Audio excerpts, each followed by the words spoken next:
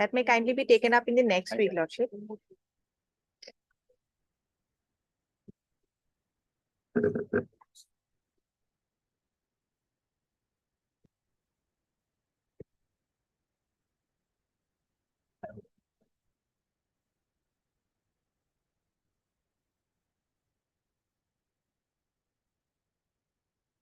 On the same day, that is M. Das, M. Devi, Learned Counsel for the petitioner. Here for the government. Both sides are represented. On the preliminary name is M. Das and M. Devi, Learned Counsel for the Learned Government Advocate. The matter stands adjourned today. List. Next week. List in the next week.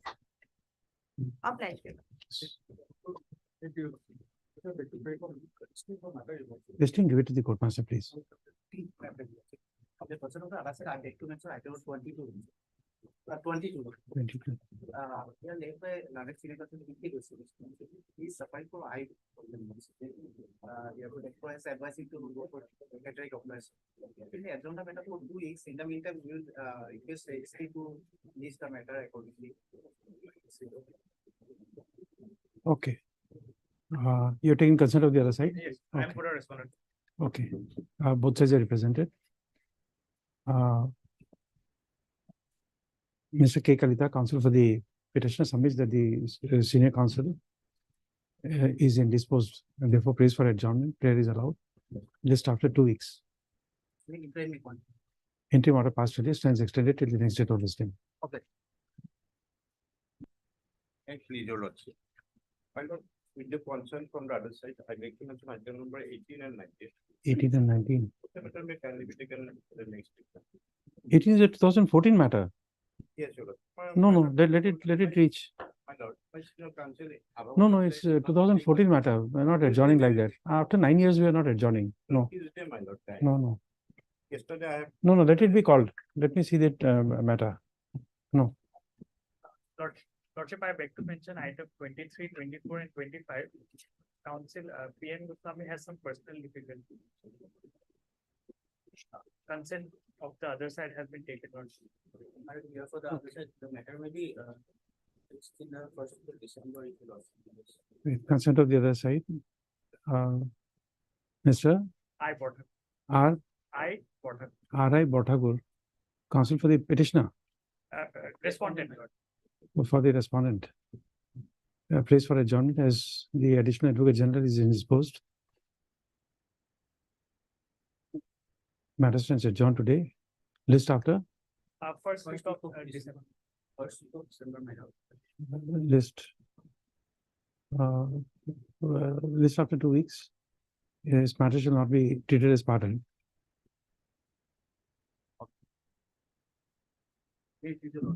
Prayer of accusation for falling of the water of the mountain. It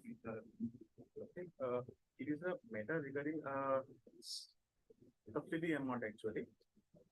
Subsidy amount from the DIC. So this rate was filed in 2021. Last it was 121/7/2023. So I paid it. Give it to the matters for what do you call listing. Give it to the court master. For listing.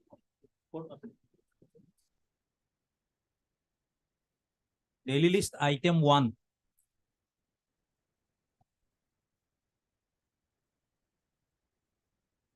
Yes, Mr.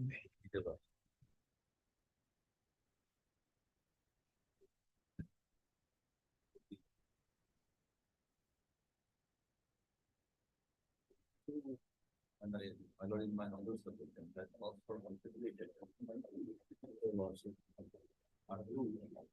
Firstly, my lord, whether on the basis of the my lord rules which were not my lord in existence at the relevant point of time, the tribunal would have my lord without the claim of the respondent number 5.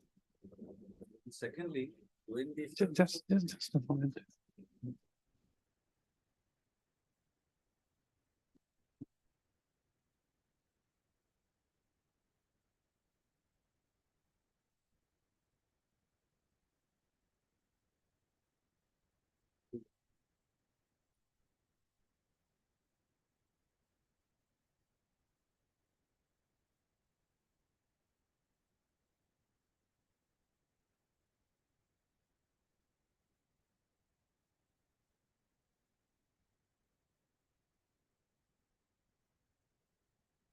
देखो notes to नहीं, notes to नहीं.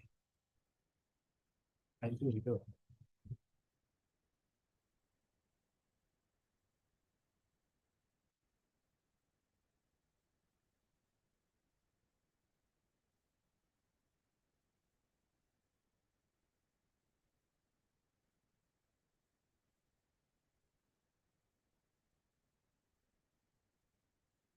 Please remind me again, because I'm not getting my notes right now. Huh? আমি file খোলা নাই sir জানি কি না, ঠিক আছে, ঠিক আছে। কিবা কাৰণে যোৱা নাছিলো। আপনার এক্সট্রা কাগজ Please refresh my memory. I've lost track. My notes are not there.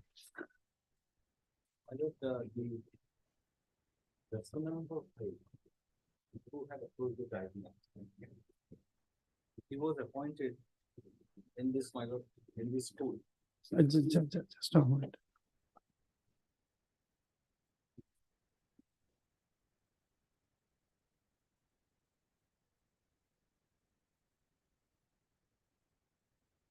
(184) issue number 6. Oh yes, my notes are available.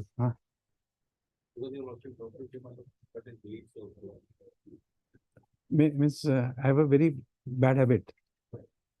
If I get my notes, I remember everything. If I don't have my notes, I tend to forget everything. So it's a immensely bad habit. I can't recollect it unless I consult my notes. That's why now, since my notes are here, it's okay. You're just let me recapitulate what you have said. You referred to issue number 6 at page 184, and you referred to the termination order of 22/8/2007. You said that the petitioner was only an in charge. He was substantially an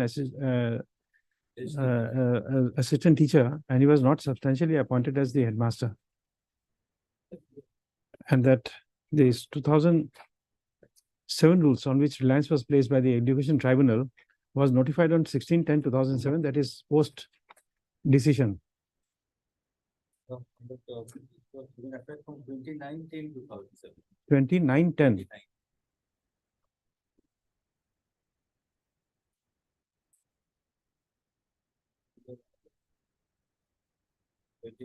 2007, and the National 5 was terminated on 22/8. 22/8/2000. Yes, that's my post facto that notification.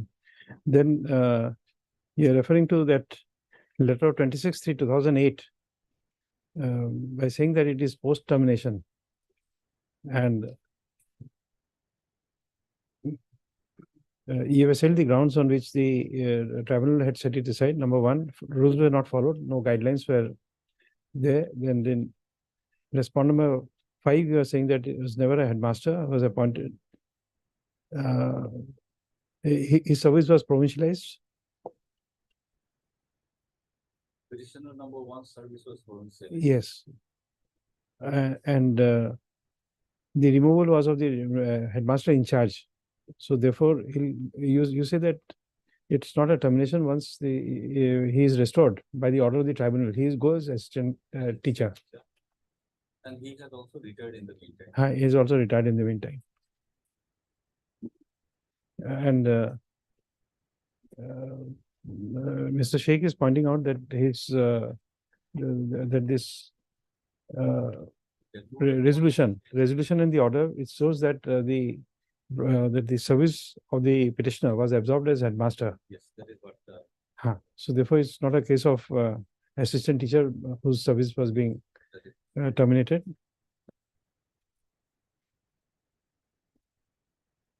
And the principles of natural justice were not. Huh? Principles of natural justice. Principles of natural justice were not. For this, I did not note. This was not there in my notes.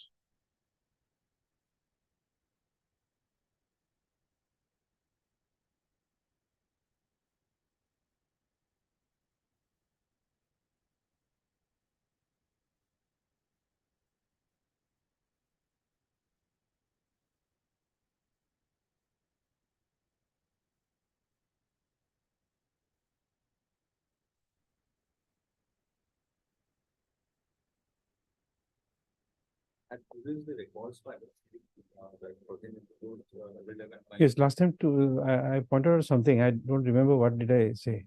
My lord, the approval given by the inspector was written by lord as headmaster.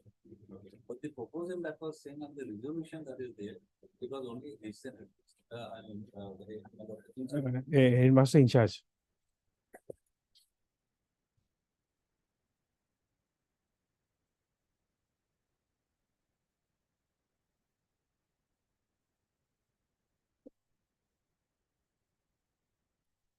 Resolution was not with me, my lord, on that particular day. This is resolution dated. Resolution dated 22/6/2001.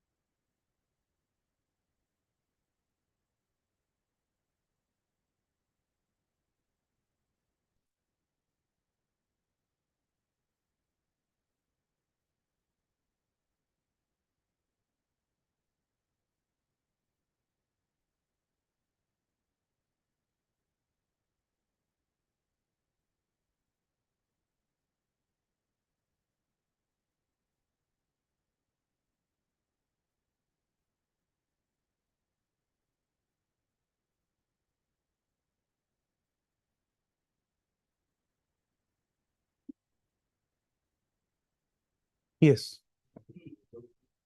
I take it from you. Once you have said you don't. Therefore, my lord, if your worship comes to the finding that his appointment as headmaster was only on the basis, in charge basis, then my lord, everything falls into place. The service of the prisoner number one has been provincialized, and no reason has been given as to why his provincialization should go. And assuming, my lord, that your lordship allows, my lord, the finding of the tribunal to the effect that there was no principles of justice were not followed. Even then, since he has already retired and petitioner's service was provincialized, even if, my lord, the petitioner number one goes away, his service does not get provincialized automatically. Pardon me, please repeat again.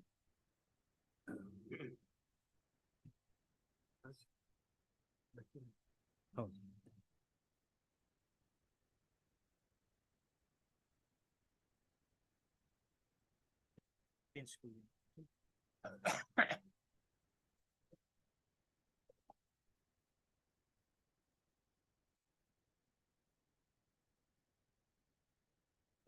Please repeat again. My lord, my submission is that firstly, my lord, your lordship has to, my lord, determine whether his appointment was Substantial appointment was basis. headmaster or as Yes. headmaster in charge. Yes. Yes. On that, for that, my lord, I'll publish the resolution. Your lordship will see that. Although, my lord, the inspector's note says, inspector order says that his appointment as headmaster is approved. That was not the proposal. Yes, my lord. The service of the prisoner number was provincialized. Now, even if the finding of the tribunal is accepted that his termination was the termination was made without following any the principles of justice. Even then, his service does not get provincial because provincialization is a, my lord, different chapter altogether. Even if, my lord, he had been the headmaster at the relevant point of time, whether his services would have been provincialized or not, that is not something, my lord, which can be decided at this stage, my lord. More so when he has already retired. And therefore, he's, in fact, my lord, the petitioner is also retiring very soon. You are saying that there is no order of provincialization of the respondent. That's number 5.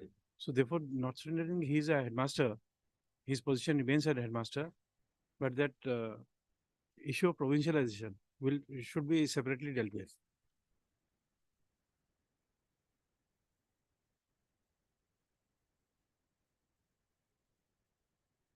Because what happened, my lord, there were several communications issued to the respondent number 5 by the school authorities. The PM book is there. He has refused to accept any communication from the school authorities. And then, my lord, the termination of his service was, my lord, in a general meeting where he was present. His wife, who is also a teacher of the school, she was also present, and they have also, my lord, signed the that resolution. So that is the, my lord, the venture school was functioning at that relevant point of time, and therefore, my lord, if your lordship strictly goes by the principles of natural justice, perhaps your lordship may like to hold that the principles are not followed. But then, my lord, in the meeting, he was also there, and his wife was also there, and they have signed in the proceeding. Thereafter, therefore, we cannot say that I was not communicated with any order of termination. That was, my lord, at the my lord, venture stage.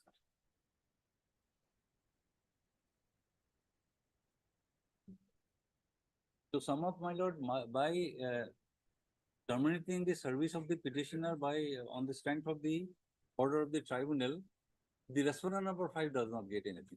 Except that, my lord, he can go back to the school, and for that limited period of time, what was given to the assistant teacher or headmaster, that salary perhaps he can claim.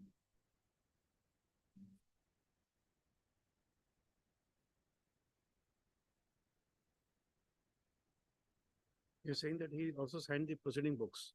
Yes.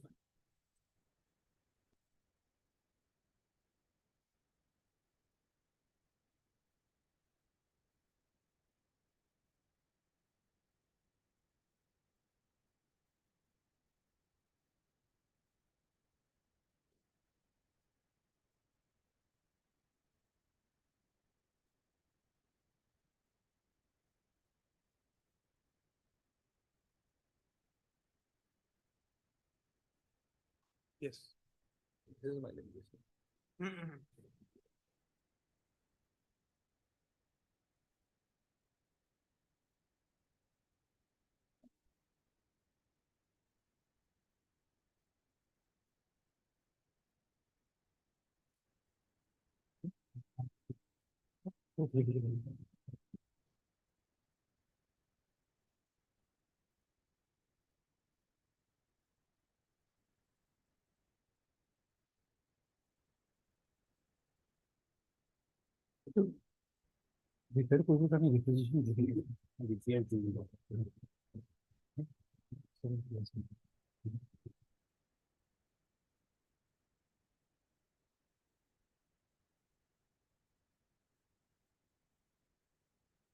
Okay, the reply submissions of Mr. M.K. Chaudhary, Senior Counsel, assisted by Mr. D. Bora, Counsel for the petitioners, is concluded. Mr. For the government, you will be there. Mr. N.J. Khatonia, Standing Counsel for the Secondary Education Department, and Mr. M.A. Sheikh, Learned Counsel for the respondent number 5 are present. As arguments are concluded, judgment reserved.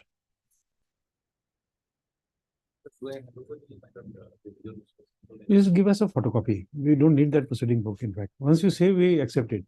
If Mr. Sheikh wants to see it, you can show it to him, but if you want, you can see it. The proceeding book. My lord, regarding proceeding book, my lord, only thing I want to place before your lordship.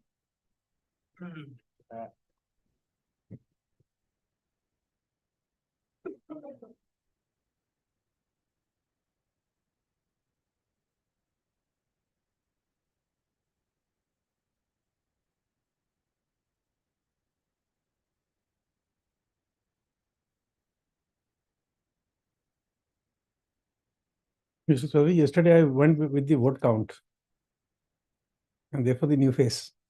I thought something was amiss. And No, I went by the vote count. so the vote was against your lordship's wish. I am also one of in that group. No, I understand. That's why. Since I don't miss an opportunity to smile, I just shared it with you. Yes, Mr. Sheikh.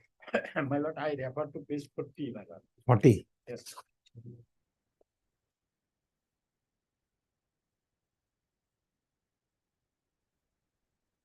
Yes. My lord, resignation from the post of headmaster. Now, your lordship, come down. Resignation of Sri Avdesh Kumar Singh from the post of headmaster is accepted. So, post of headmaster was vacant. Hence, he is directed to hand over charge to Sri Ramananda Jha, directed to take over charge of headmaster. So, Lord, what my learned friend is submitting, that I am in charge headmaster, not headmaster, does not reflect like this. First thing is the resignation of the post of headmaster at the top, my lord.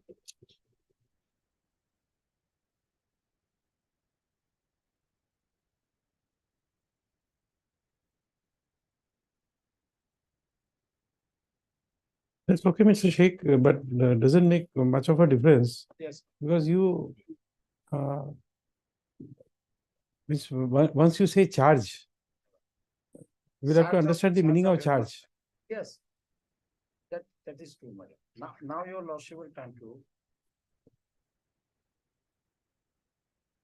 page 42.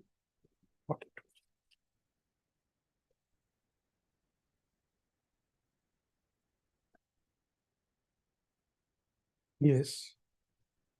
So, my lord, it is the approval by the inspector of schools, my lord. Ramananda Jha, MSc Physics, headmaster. This I have noted your argument. Yes. Yes. So, your lordship would please to see MC resolution number 1. Now, your lordship, again, I am referring to your lordship. Page 40. It is the letter dated 12/4/2001.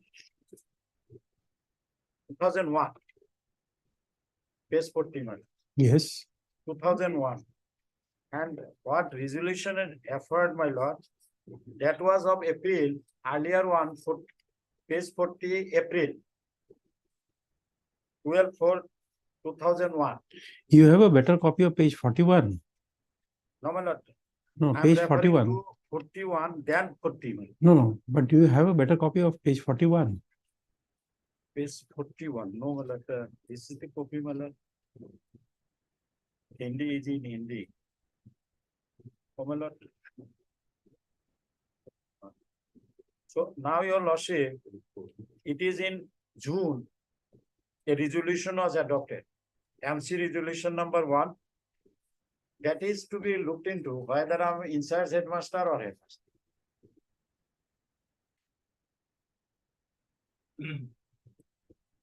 That was of April. No, I'll tell you why I'm asking for this, the original. There's a note which is in Hindi. Yes, please. Note is in India. Yes, last word, the third last word Yes. of that.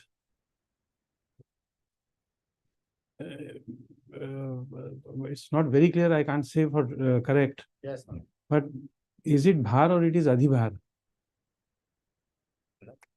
Two words make a lot of difference. Bhar and adhibhar are two different words having different meaning. Here no dispute, my lord. Your lordship said that SARS has been. No, it's not that. I'm just trying to understand the word. The formulation will come later.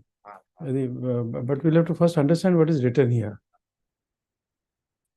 My lord, that also this copy, my lord, available in the record, in their record. That will reveal. No, but those records have not been called for. Okay. We were just asked for the last occasion to have that resolution book. But entire records were never called for. My lord, if it is not clear, my lord, that may be produced, my lord. Otherwise, it is difficult. Without understanding, my lord, it's difficult. You are right. Original is with them, my lord. Original with them. Let them prove. Matter is already delayed, my lord. I have already retired. That is the position. but let it be clear from the record. Let them produce. That's why, Madam, I was referring to the resolution book.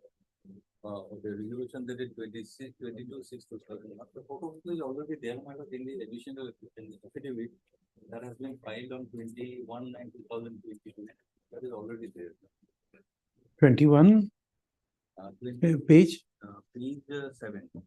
Yes. This is the resolution dated 22/6/2021. But it is clearly stated that it is neither Asthai headmaster. Not in charge, temporary headmaster.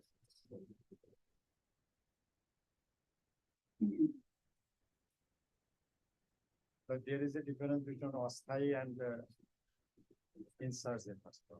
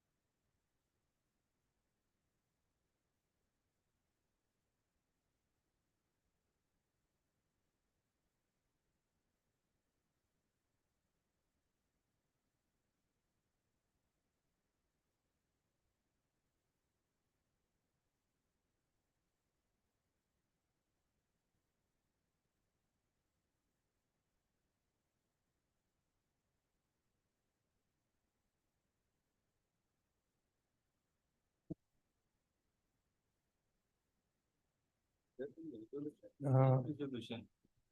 The same resolution number 5 is that आज की सभा ने मतलब they have decided to advertise the post.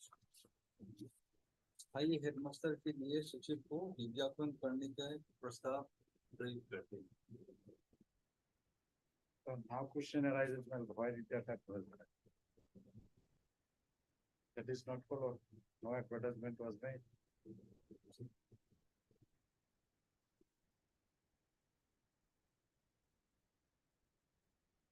Mr. Chaudhary, but here I think Mr. Sheikh would be right.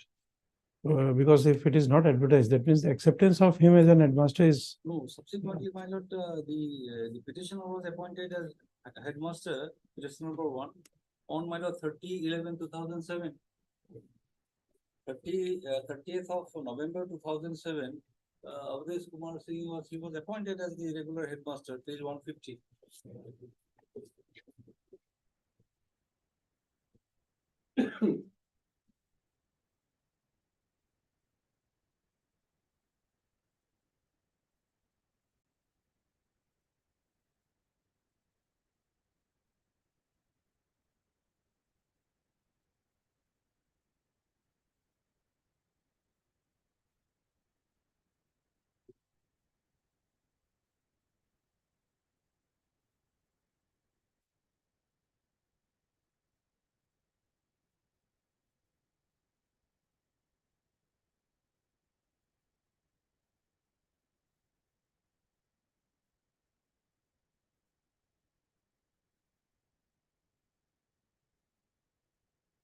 Page. 150.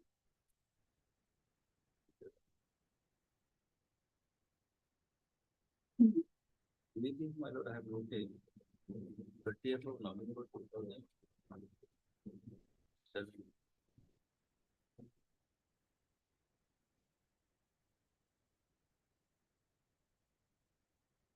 But page 51, Sri Prabhudesh Kumar Singh was appointed as headmaster. On 38th of November 2007.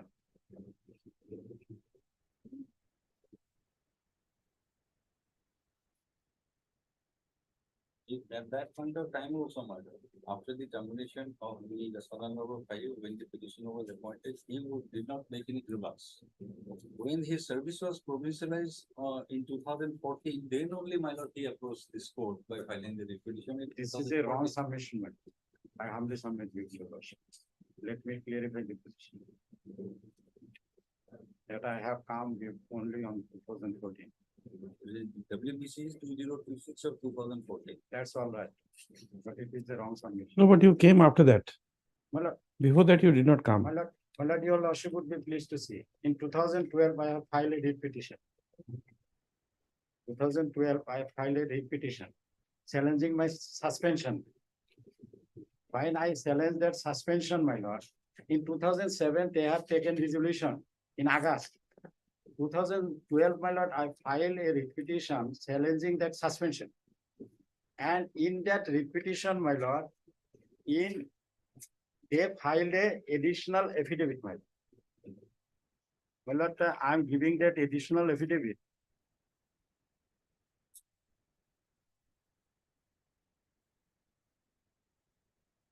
Yeah. First, your lordship will turn to page 104.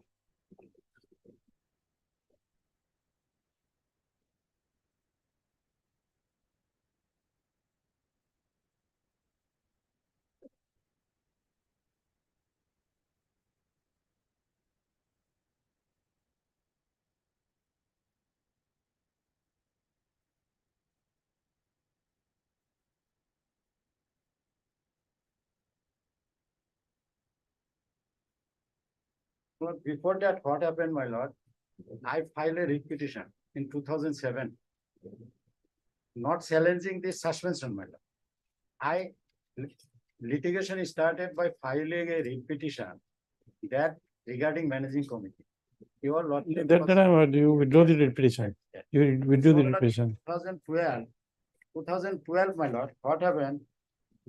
So they assured that if you withdraw the writ petition, your suspension will be withdrawn. Thereafter, I times and again approached them, withdraw the writ petition, times and again approached them. They did not suspend the suspension order. Authority also written various letters, my lord, I have annexed with the irrigation tribunal petition, my lord. And thereafter, finding no alternative, I filed in 2012, my lord, this writ petition with a prayer to suspend my suspension order. Now what happened, my lord? Till 2012, I do not know that I was terminated in 2007. No communication is given to me because, my lord, they know very well.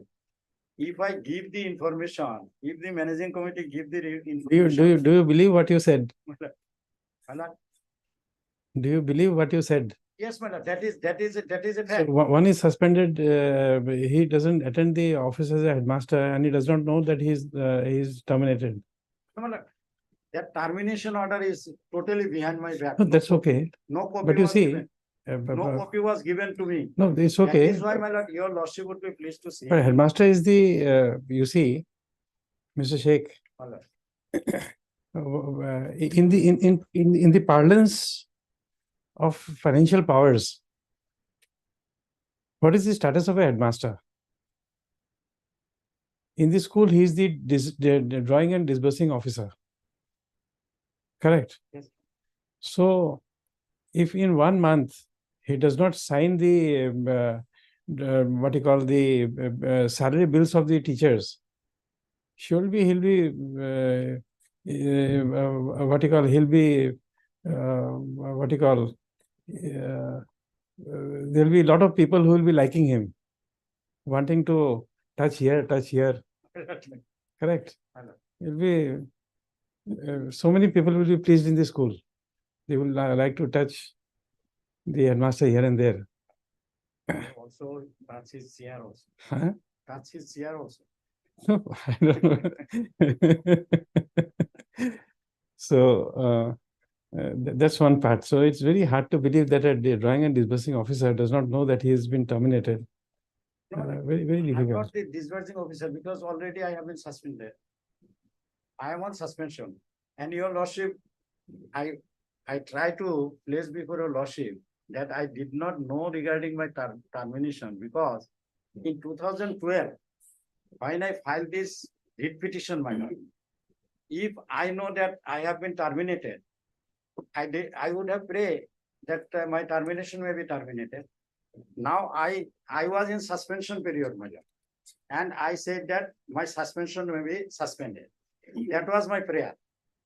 I did not know that all in the meantime I have been terminated. Now your lordship would be pleased to see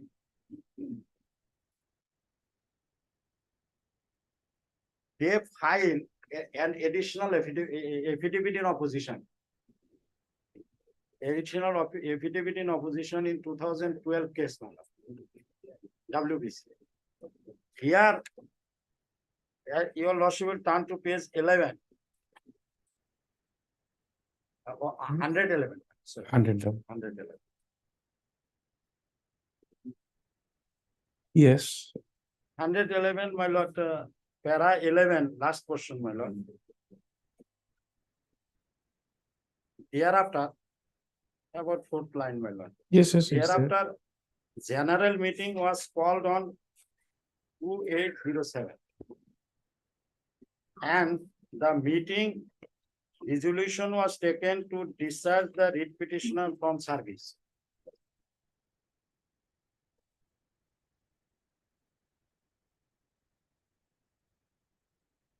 Yes. So, my lord, what happened? Your lordship would be pleased to see when this affidavit in opposition was filed. It was in 2013. So when in 2013, that is said that I was terminated from service, that is the first time I came to know. Okay. Yes, my lord. Thereafter, what happened, my lord? I filed writ petition of 2014. Yes. So, my lord, in 2014 writ petition, my lord, I challenged my termination. Okay. Now your lordship would be pleased to turn to page 131.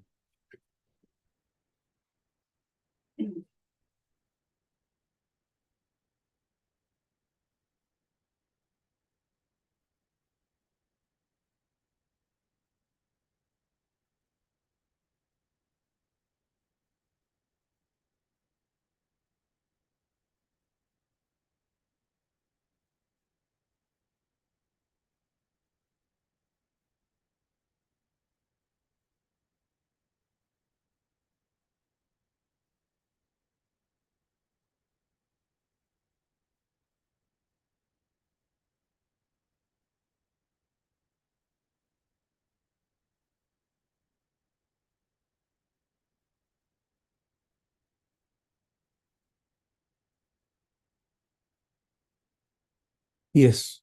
So, my lord, in the meantime, as your lordship aware of, that Gofur Monzor's case came, my lord, that there should be education tribunal to deal with the matter of Mansar educational institutions. Then your lordship passed the order dated 4/8/2016 and my termination under silence, my lord. Then your lordship said that you go to the tribunal. And here, my lord, here clearly it is written, he was appointed as headmaster on 22/6/2001, Finding. page There 33, is a submission. That's what the finding of it. page 32. Mr. Sheikh, learned counsel, yes, it is my submission. He was appointed as headmaster on 22/6/2001. And here I have submitted that no copy of discharge order has been served on the petitioner. The writ petition, this writ petition has been filed challenging such discharge of the petitioner and seeking direction to the respondent 4 and 5 to allow the petitioner to function as headmaster of Bapuji High School. This case is pending since 2014. Admittedly, the Bapuji High School Hindi medium is a non-government educational institution and as covered by the provision of Assam Non-Government Educational Institution Regulation and Management Act 2006. My lord, it is referred by your lordship that 2006 Act. Section 15 of the said act deals with appointment and disciplinary matter. Section 15 reads as under. So here it is said that how the person can be terminated. Section 15. Is written, my lord, the school authority shall issue appointment letters and so no employee of a non-government educational institution shall be dismissed, removed or reduced in rank or terminated without giving him a reasonable opportunity of being heard and without the matter being referred to the managing committee for its consideration and approval. No, my lord, your lordship would be pleased to see the subsection 2 of section 15. That you have referred on that day. My lord. So, my lord, my humble submission before your lordship that even today, my lord, even today, I submit before your lordship whether there is any formal termination order against me. They place the resolution, my lord, your lordship gone through. Termination order as on today is not, formal termination order is not available in that. Not available, because in tribunal, my lord, they did not produce. It is not handed over to me. Supposing it is not handed over to me, like the resolution. But where is the termination order? It may be terminated by a resolution, your lordship. But it is the service jurisprudence that taking resolution is not sufficient now. Taking resolution is not sufficient. But resolution, supposing copy of resolution was not given, formal termination order is to be served to me. And as on today, my lord. Just a moment. Have you said Either- that in the writ petition? I don't remember reading that. Hello. In the writ petition, have you said that? The termination order was never served on you? Yes, my lord. That is my case, my lord. No, just show it to me because I have missed it. Termination order was not served to me. As on today, Where is that? I seem to have missed it. my lord.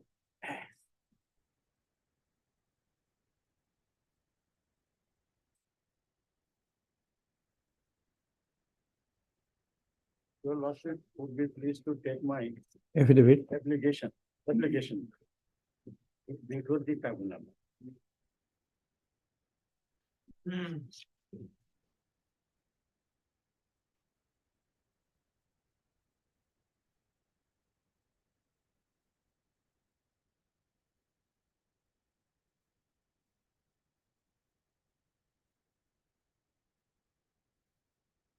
Which page? My lord, I have contact.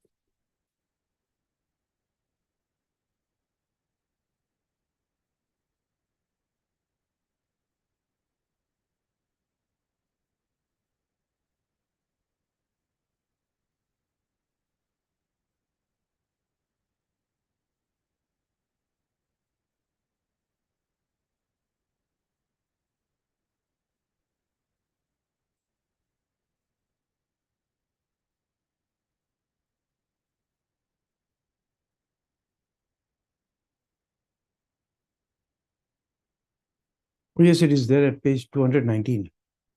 It is there. Yes. That is my case, my lord, from the very beginning. As on today, even, my lord, there is no formal termination order. Can it be, my lord? Resolution is all right. The resolution, I am finding some irregularity because, my lord, it is not a MC meeting. It was a guardian meeting. That was turned into MC meeting. Somewhere they said that it was a general meeting. anyhow, my lord, resolution was placed before your lordship. And now they say that I was present here. At that time, I'm a suspended headmaster. Why I was present? I was a member of the managing committee. Your lordship will take that. I was present, my wife was present here. How I may be present here in the MC meeting? Because I am guardian of my daughter. I'm a suspended headmaster or in charge headmaster, however may be. How I will be present in the meeting? How I will be called? Am I a member of the managing committee? No. I cannot be. So much that it is taken that I was present, so no need of giving this copy of resolution. That is within my knowledge. Is it the position that the managing committee perform their duties before my termination? I was present, so no need to give the copy of the resolution.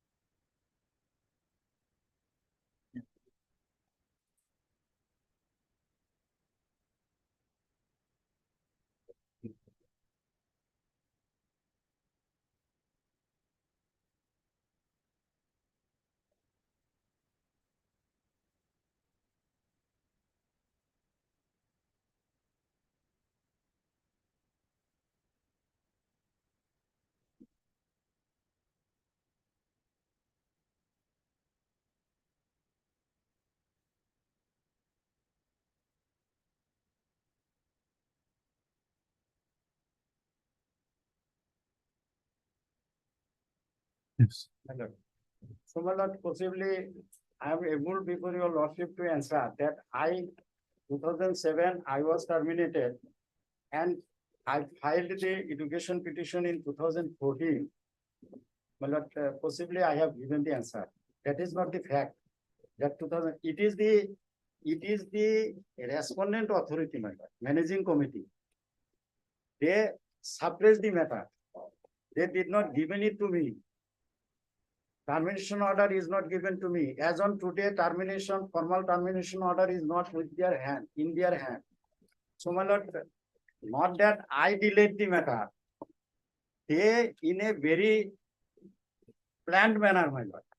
The Ramananda Jha is a person used to go to the High Court.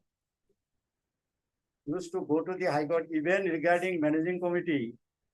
So if we give the termination order, immediately he will go to the High Court. That is the way, my lord, in a planned manner, my lord. They did not give me resolution, did not give me the formal termination order even on today. And in this way, my lord, they delayed the matter, not myself. So that I cannot come before your lordship.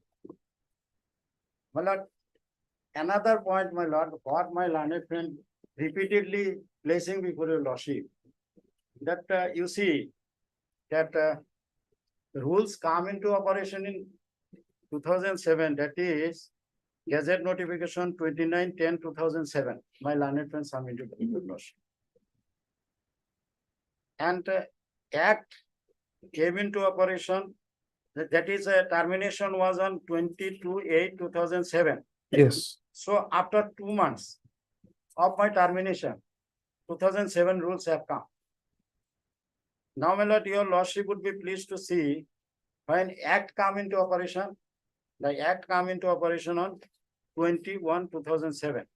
That is before my termination. Your lordship terminated on 28/2/2007. Yes, 2007 rule was not available then.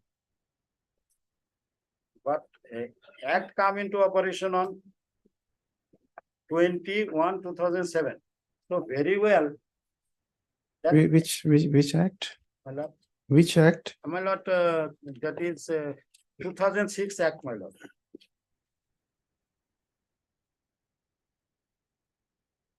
Assam Non-Government Educational Institution Regulation and Management Act, 2006.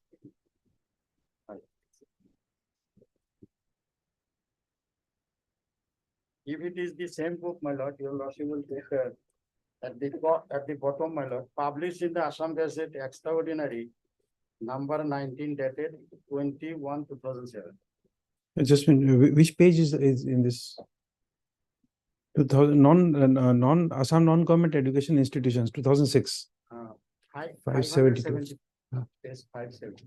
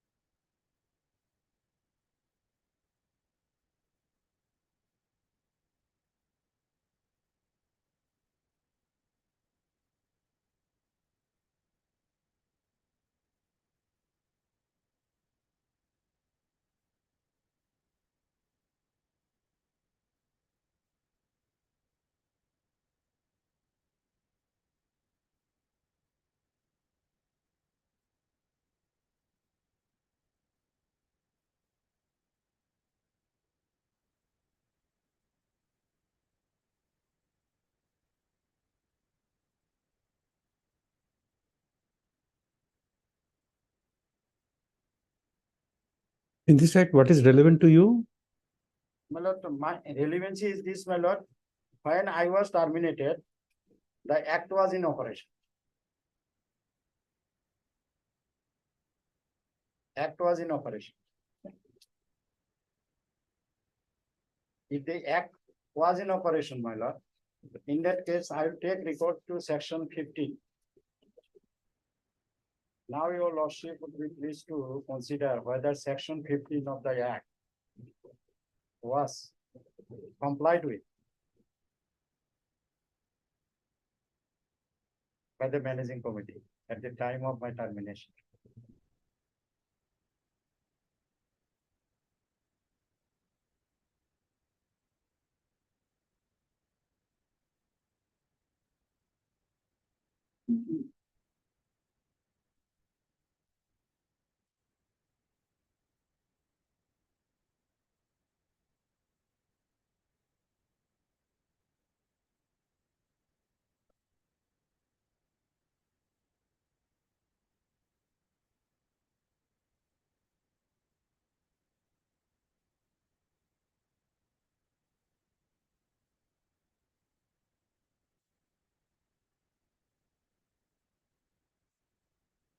Yes.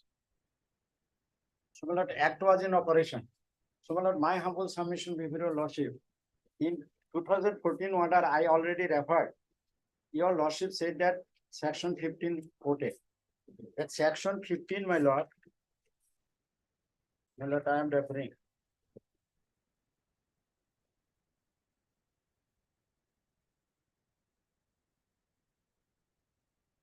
Page, my lord, 589.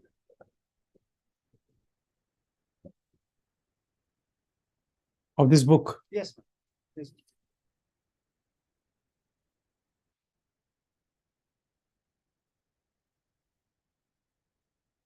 Yes.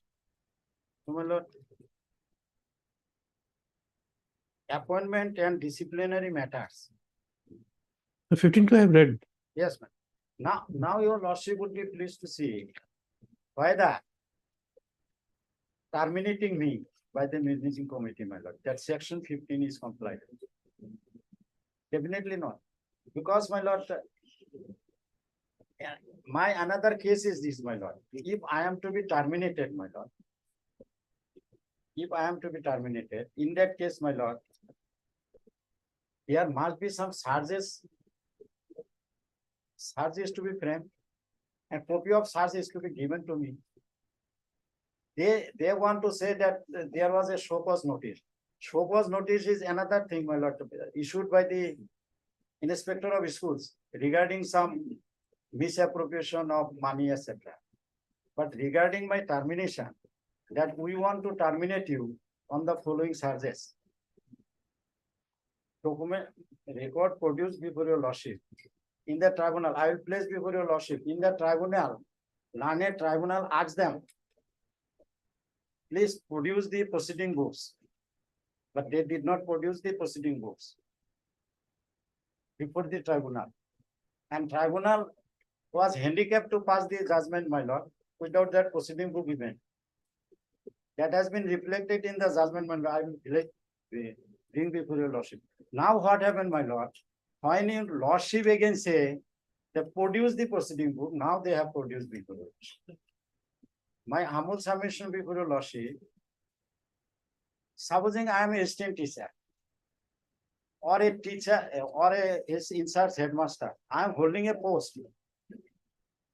Now your lordship would be pleased to see whether I may be terminated without framing any search or a statement of allegations. It is totally foreign in service jurisprudence, my lord, that a person will be terminated without a statement of allegations.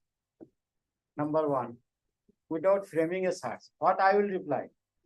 I did not give any chance even, no show cause, no statement of allegation, no framing of search.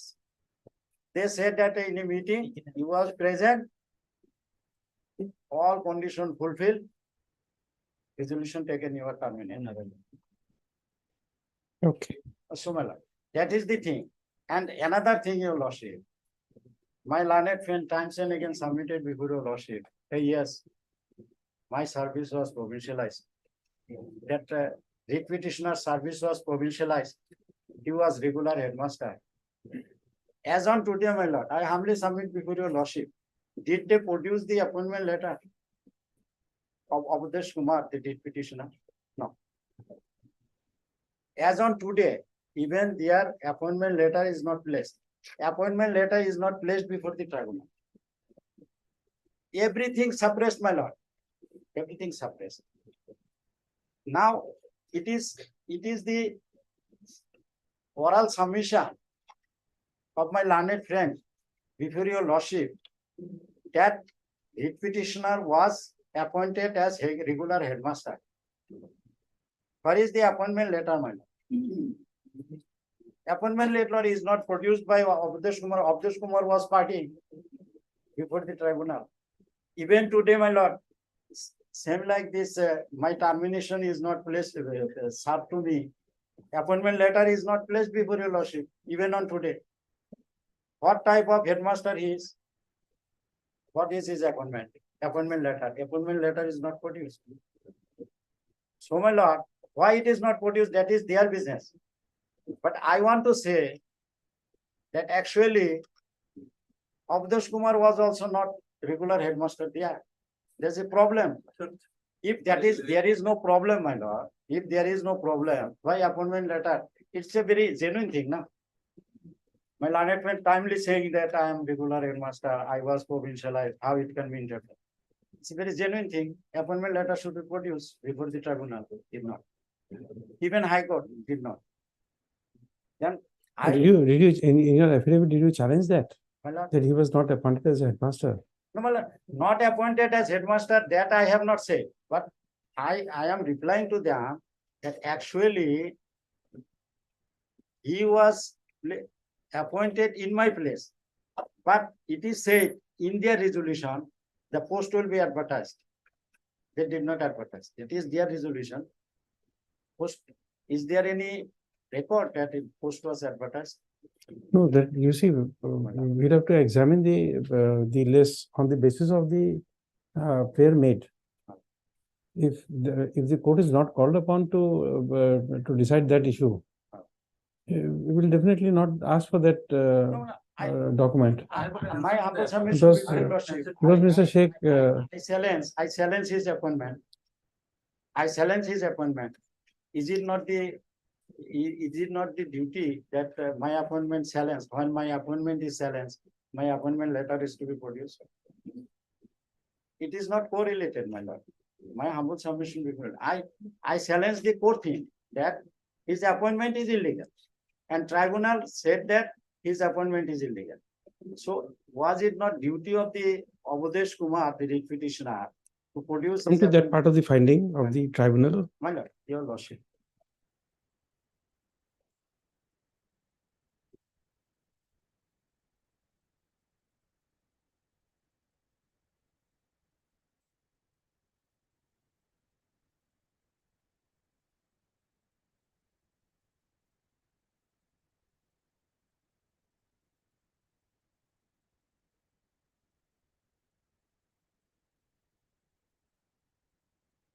But your lordship will turn to initially, my lord, 190.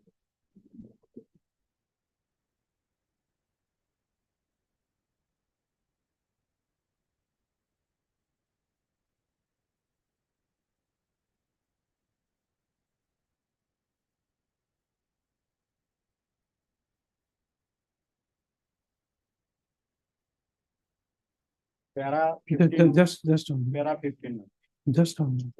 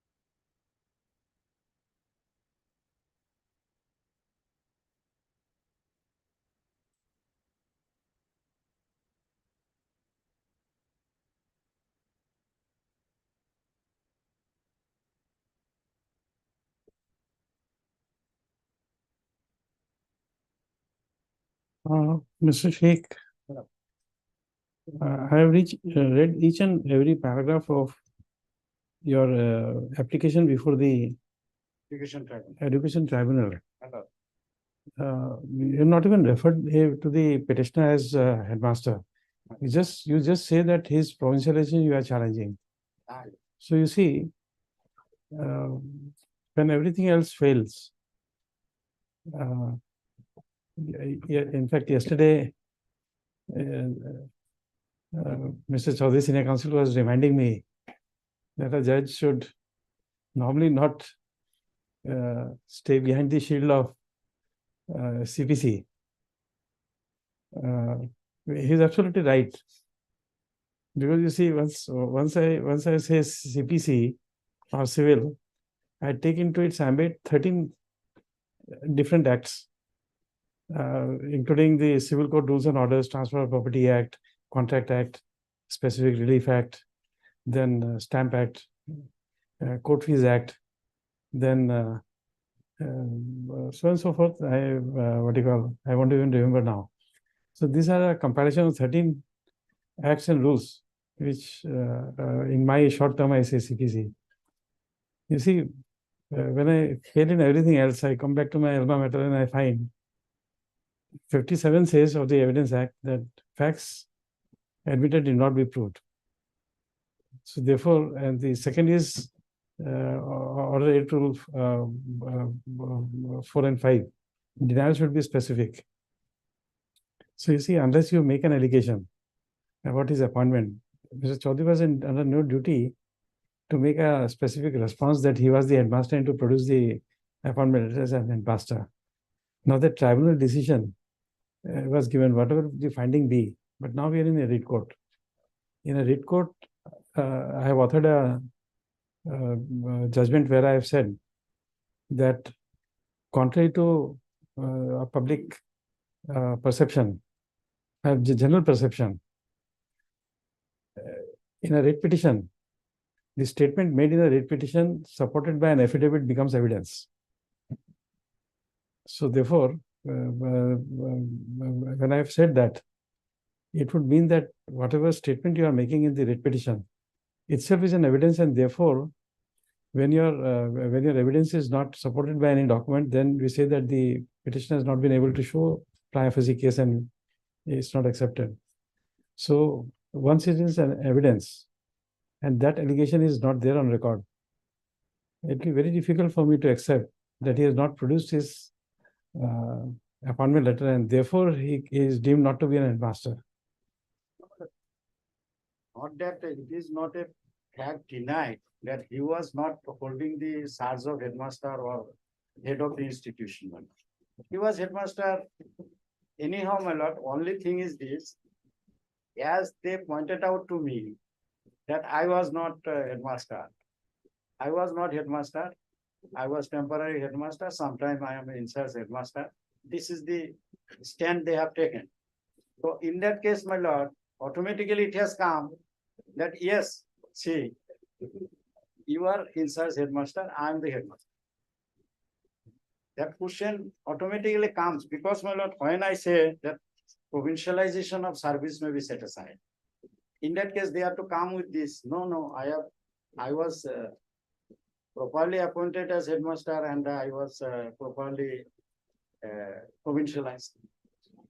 That comes, my lord. But this thing, my lord, why I am saying, my lord, they say that I am in charge. No, that's okay, but That is beside the point, I want to go into that. Now, adjudication. your lordship Hmm. would be pleased to see that issue number 6 decided by the learned tribunal.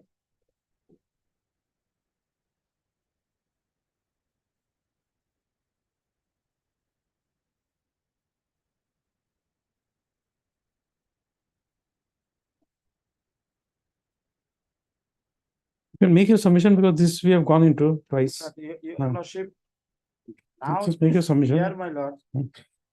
I want to submit before your lordship that actually section 50 of the 2000 Act, 2006 Act, my lord, as I have referred, is not complied. Keeping aside this 2007, so my lord, my humble submission before your lordship, the respondent number 5, my lord, is completely in an arbitrary manner Yeah, that point you have taken, you need not repeat it, Yes. repeat that. normal. So, my lord, that is my, everything on record, my lord, your lordship would be pleased to see. Another thing is this, my lord, suspension allowance, my lord, subsistence allowance. They have not paid, even tribunal passed the order, even authority say, till date, my lord, that suspension order has been made. What they say, my lord, page 125. Your lordship will come to regarding my suspension allowance, my lord, subsistence allowance. What they say, Whatever they say, but it's besides the point, we are not deciding that. Substance allowance is something we are not adjudicating. So whatever they have said, they have said. no, my lord, your lordship, because my lord, this tribunal said that I am entitled to subsistence allowance. No, that's okay, but we are not executing that order. So there are a few things which I find in my when I say it very lightly in a lighter tone. I say that, well, this is a very good piece of paper, well typed, very well presented, and the matter ends there. Everything is okay, but the matter ends there. It's something which I can't appreciate, and I will not, because of my limited time. And I have. another thing, my lord, and lastly, my lord, only one thing, my lord, I'm not taking much time, my lord. Your lordship, Because Mr. Sheikh, there's something which you must know. Right. You know, but you tend to forget. That's why I'm reminding you. On each and every day, except when I'm taking forced leave. When I'm taking forced leave is that when my family members catch me by the neck, take me somewhere for a outing. So that is a forced leave. Except that, for day in and day out, I may end up reading 500 to 600 pages every day. Reading 500 pages is not a very easy task. definitely. Correct. So please restrict yourself to the point which is relevant. Because otherwise, what you call, half the things said doesn't even register in the head. If it is relevant, I will definitely give you time, but not for repetition and not for point which is besides the issue. I'm not adjudicating your substitution. You may get it, you may not get it. Hardly bothers the court at this moment, because we are not adjudicating your case. Correct. So if you are relevant to the point, you please go on for the entire day. I'm not restricting your time for arguing. But when it's besides the point, it's no point urging so many things. My lord, lastly, my lord, Uh. one thing I pointed out to your lordship, page 22, my lord. Hmm. Education petition. Education petition was filed on Education petition 2 of 2016. It is decided in 2022 because, my lord, due to the COVID situation. And what happened, my lord? I came before, when matter came before your lordship, service was terminated of writ petitioner before your lordship by the tribunal. But your lordship granted, at that time, my lord, I was in service. My learned friend pointed out repeatedly that I am not in service, I am not in service. So, my lord, 2016, I am fighting the litigation from 2016. Judgment came in 2022. And, my lord, at that time, I was in service. I was in the east, my lord, that is. But your lordship passed an order, maintain status quo. On the basis of that status quo, my writ petitioner is working as headmaster till date. In the meantime, my lord, the writ petition takes time and I'm superannuated. My lord, that is the position I am facing. From 2007, my lord, I'm fighting litigation after litigation. Ultimately, 2022, some result has come, and status quo was passed in favor of my writ petitioner. And I, in the meantime, retired.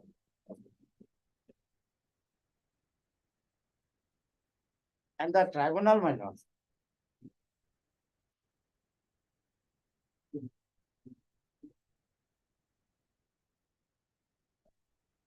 And the tribunal, my lord, in the finding, it is stated that appointment of writ petitioner, present writ petitioner, respondent number 4 there, is set aside.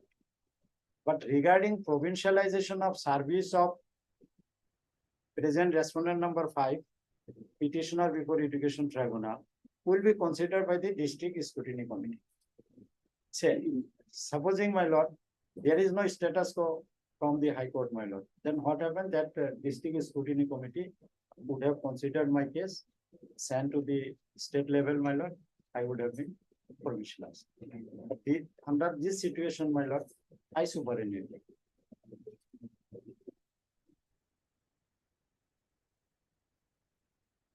My lord, now what at my lord, I already out of service, I'm over aged, my lord. Then also, my lord, if this, But I do not follow you. You say that you say that because of status quo, your case for provisional was not taken up. But that status quo did not prevent the state education department to decide your case for provincialization. That was never. as the status quo order has been passed, they are not, my lord, we approach, but they are not ready to do anything. Because it is status quo is going on. And that is the position, what can be done. Okay. My lord. Your lordship, only 2 minutes. One date, your lordship, my lord, I did not point out. The petition number 1 is to retire on 1st of June 2022. Petition number 1. He is, my lord, he will attain the age of superannuation on 1st of June 2022. Because of a few months ago. Now, my lord, he's 1st June 2022. 24. Oh, your termination, your superannuation. That the date I did not.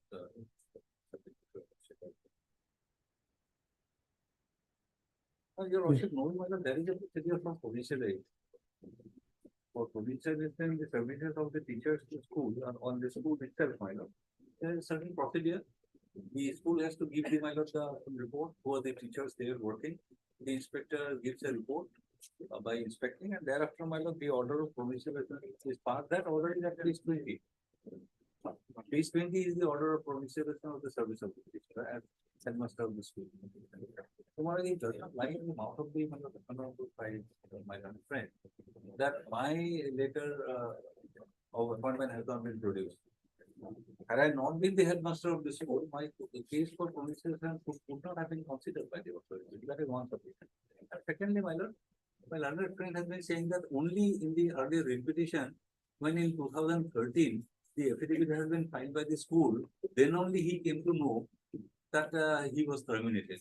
But at the same time, my lord, he admits that he was there present in the meeting when my lord his services. No, but the argument of Mr. Sheikh is an acceptable argument. Somebody may take a resolution. Say somebody has taken a resolution against someone. It does not make it a order of termination. My lord, from date of the passing of the my lord of the resolution, he is no longer in the service. Thereafter, my lord, what he did, he made some my lord fake papers. No, whatever be, but still, it not be be accepting Mr. Sheikh's argument that if there is no order of termination, mere resolution would not take place. It will not be a substitute of a order of termination. My lord, I leave that, my lord, I will not argue on that further. But then, my lord, in the my lord, for the tribunal, my lord, we had taken in the written statement, we had taken the point of limitation. Point of limitation for approaching the my lord tribunal and as well as the court, my lord. And that although that was my lord there, that issue was not framed by the tribunal regarding limitation. That is another aspect your worship and consider because I am submitting that his case is barred by limitation because he was terminated in 2007 and he might not approve the court in 2001. These are my But, Okay. will your No, lordship, no, everything, regarding every this good thing limitation- must come to an end. Regarding limitation. Everything, every But good thing I must come to go an the end. Tribunal regarding limitation. my No, lord. it's I go okay. to the tribunal. We won't continue with the hearing. Yes, my lord. Now your lordship, only one point. No argument There is further. 199. You see, My reply, lord, reply to your- reply and reply to your reply. lordship No, May no. not be go to the case, my lord. No, Just no. point out this page 92, 192. Here, my lord, tribunal said that some documents were directed to be produced by them, but they did not produce. That you have said. Yes, ma'am. Obligation.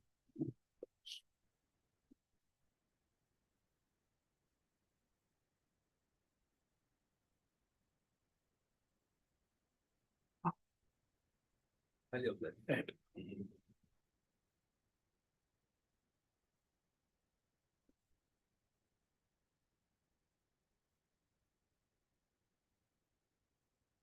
Yes, item 2. December. What is it? CV.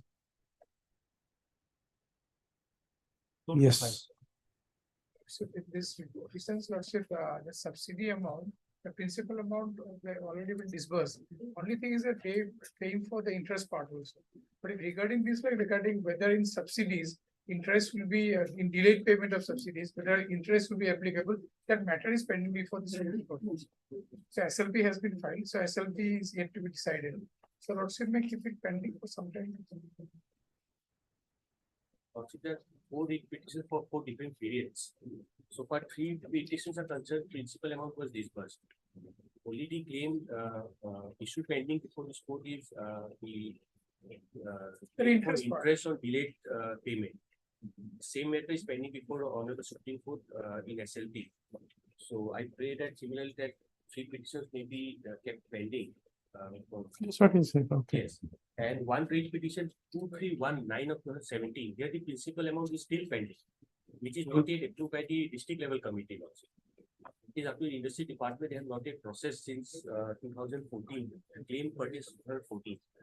Which petition? WBC? 2319 of 17. 2319 of 17.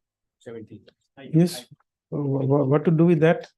The lordship, This we have the instructions on that regard, and so our principal is concerned, we can. yes, lordship, regarding that lordship, I wanted to have some instruction, but like I could not get any instructions on that. So lordship, make in the next date, lordship, I'll apprise you, lordship. Yes. It's petition 6 years old now. Lordship, correct, lordship, because I mean, couple of days back only, I tried to have some instructions. But like those people are busy with some trade fair in New Delhi, so like concerned person was not there, district officer. So lordship. No, time has come. I think the state should start giving awards for not working. I really apologize, lordship. I mean, There's some trade fair somewhere, some program somewhere. all, I mean, like nobody was picking up the phone. So Nobody has that- time to that- do. that was- Nobody has time to. What do you call? There are 2 ways of saying. Number one is a Hindi movie. It's the name of the movie is Boot Polish. So without boot polishing, without apple polishing, if people don't take decision, I think time has come to award some people.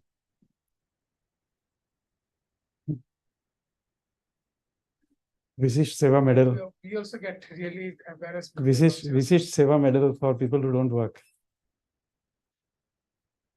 You can frame them and hang them.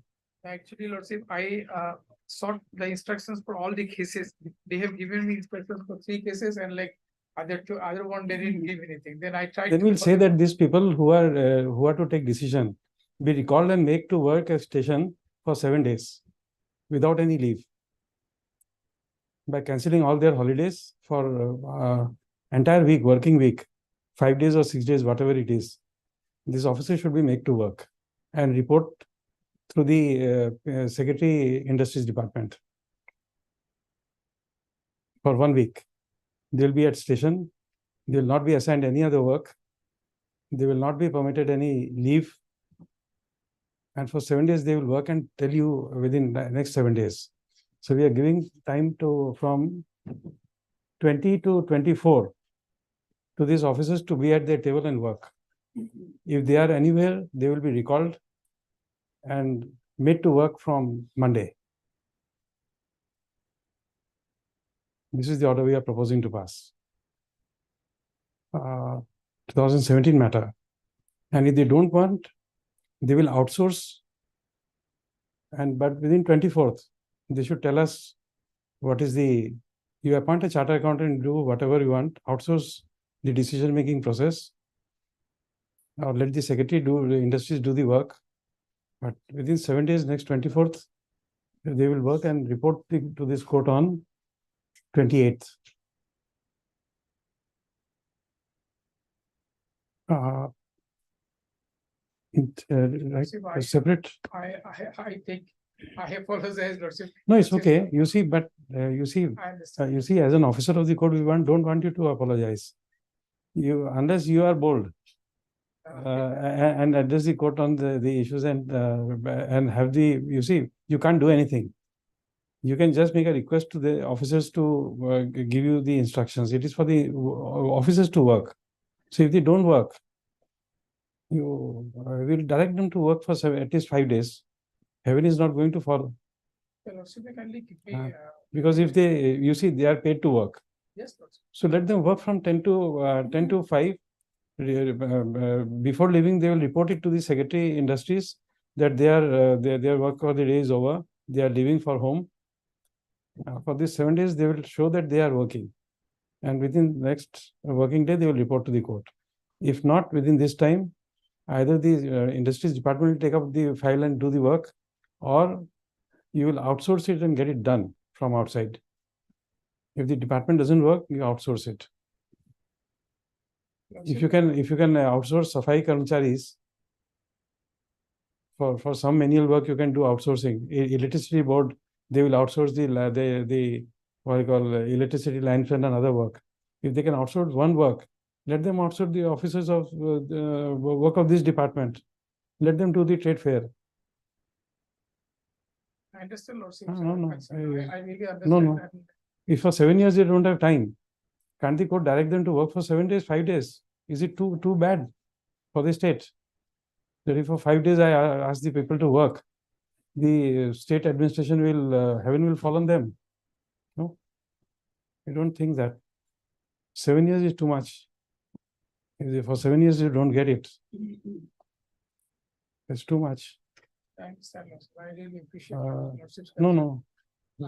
Lordship, kindly grant me the next one. No, it doesn't happen. I'll let get me- it, Lordship, because these people, I spoke to this concerned people, some people are there in the trade fair, so that what trade fair is going on, so that was one of the issues. That is, you see, when the court has called upon, we issued a notice of motion in 2017. If they don't have work, outsource it. I'm not saying that they should work. No, it's not my suggestion. My suggestion is 3-4. Number one, either they will work, or your industries department will take up and work, or you outsource it and get the work done from outside. I fully agree. Yes. I fully agree. So Lordship. state can do it. You can outsource it. Give it to a third party.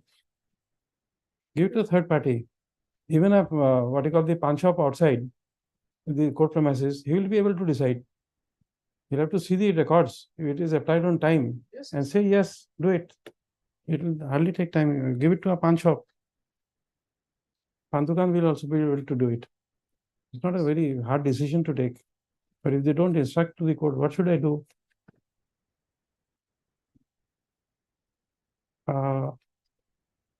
You want me to pass that order, or you want so 1 week time. One week's time? Yeah, 1 week's time, then so I'll get whatever. I'll take them to take the decision on this. Lordship. Okay, in 3 matters, except for 2319, this group pass a separate order. All sides are duly represented. Dr. A. Todi and Mr.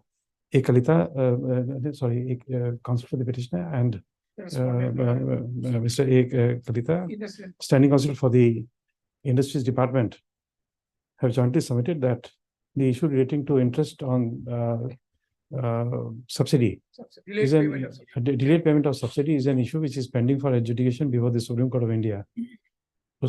Considering the same, the matter stands adjourned Saturday. First of all, as and when the appropriate orders are passed by the Supreme Court of India, the parties are at liberty to make a mention for listing of the matter. Now in 2319, you say that it is I heard Dr. A. Todi, counsel for the petitioner, Mr. A. Kalita, standing counsel for the you just write first name is Mr. R.K.D. Chaudhary, solicitor DSGY for respondent number 1. For government will be there. Mr. Gogoi, you will be there. Mr. K. Gogoi, standing additional senior government advocate appearing for respondent number 2. Mr. A. Kalita, standing counsel for respondent number 3 and 4. And Lordship, I am appearing for respondent number 2. respondent number 2. That's what I'm appearing for 2, 3. 2, 3 and 4. 2, 3 and 4. And I forgot your name. Mr. D. Das, standing counsel for the net fee, appearing for respondent number 5. Next paragraph. Although notice of motion was issued by order dated 21/4/2017,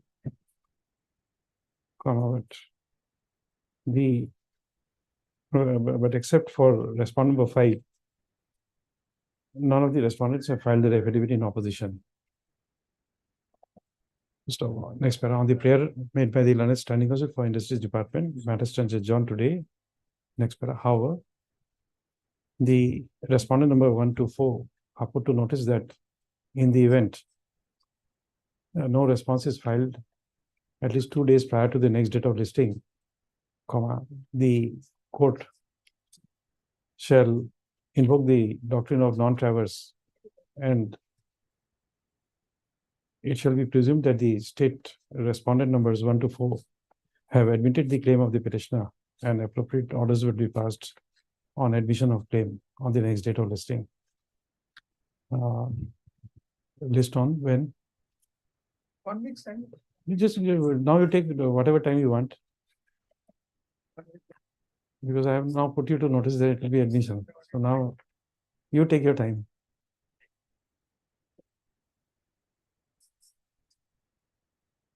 27, 27/11/2023. 27 is a holiday. You make it 30, 29, 29/11. 88, okay. 20 is hearing day. You are reserving that. 29/11. 29.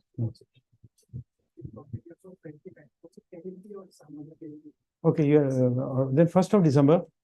Okay. Otherwise, we have filed our affidavit. I have recorded your affidavit. I have seen that. Applies. Item 6.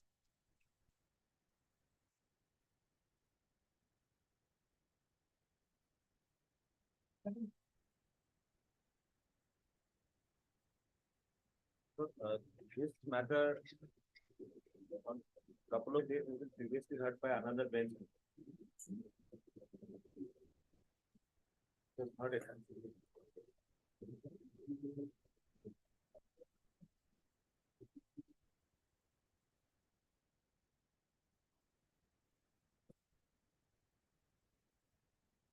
This is the Honorable Justice Chaudhary. Yes.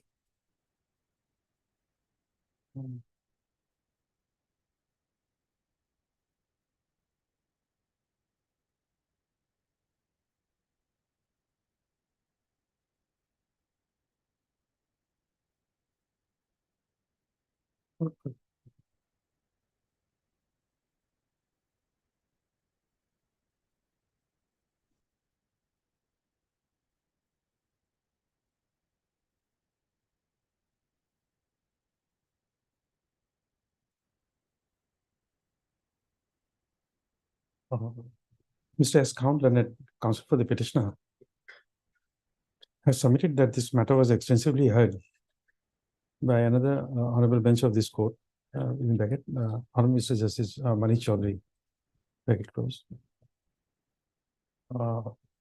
Mr. S. Das, counsel for the respondent number 7. I'm appearing on behalf of Sandy Borough. for fishery department. One, For 1, 2, 3, and 5.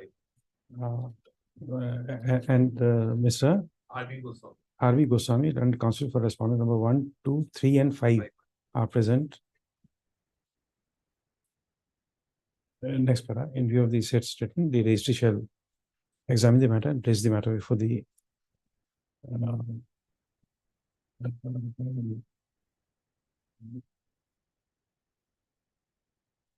before the appropriate bench with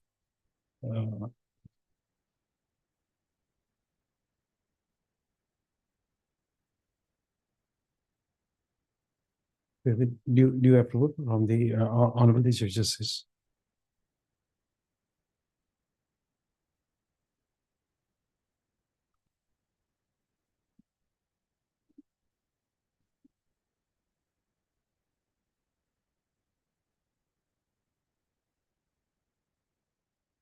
In 12, right, for 12 minutes, on the last day of trading month, there was a calculated published the time was taking around 100 time. I'm sorry for my husky voice today, mother. I'm having a bad throat. Mother, I respectfully submit to this honorable court as regards my last the last application which has come about 20.2 and 20.3. 20.2 and 20.3. May I most specifically take this honorable to page number 76 of item number 12, mothers. Now, before taking it to the interpretations of the sections, mother, my respectful submission to this honorable would be to go through the particular conditions. Those particular conditions very elaborately mothers discusses about what would be supplemented to GC, and in case of a conflict, mothers, in GCC, that is general conditions of contract. Page Page 76, mothers, item number 12. So very Item 12, I do. arbitration petition number 17.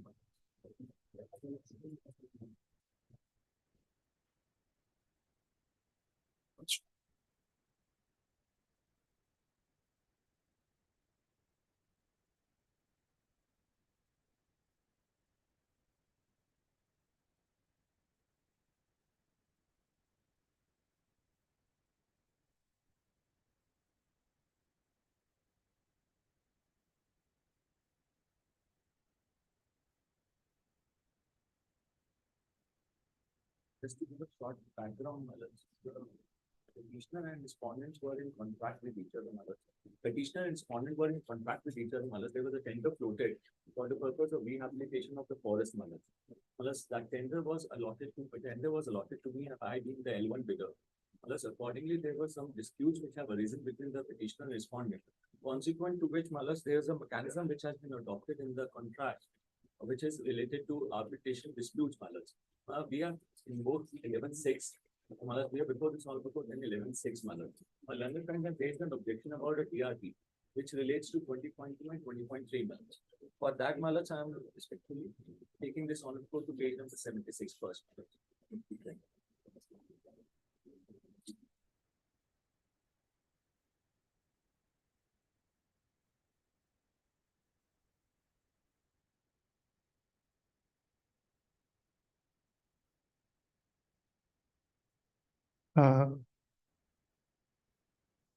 Mr. Chaudhary, why you say it's not a, you don't say, you don't admit it's an arbitrable dispute?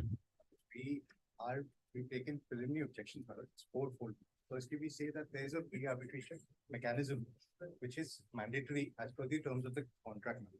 They have completely violated that clause and they have straight away filed an application under 11.6.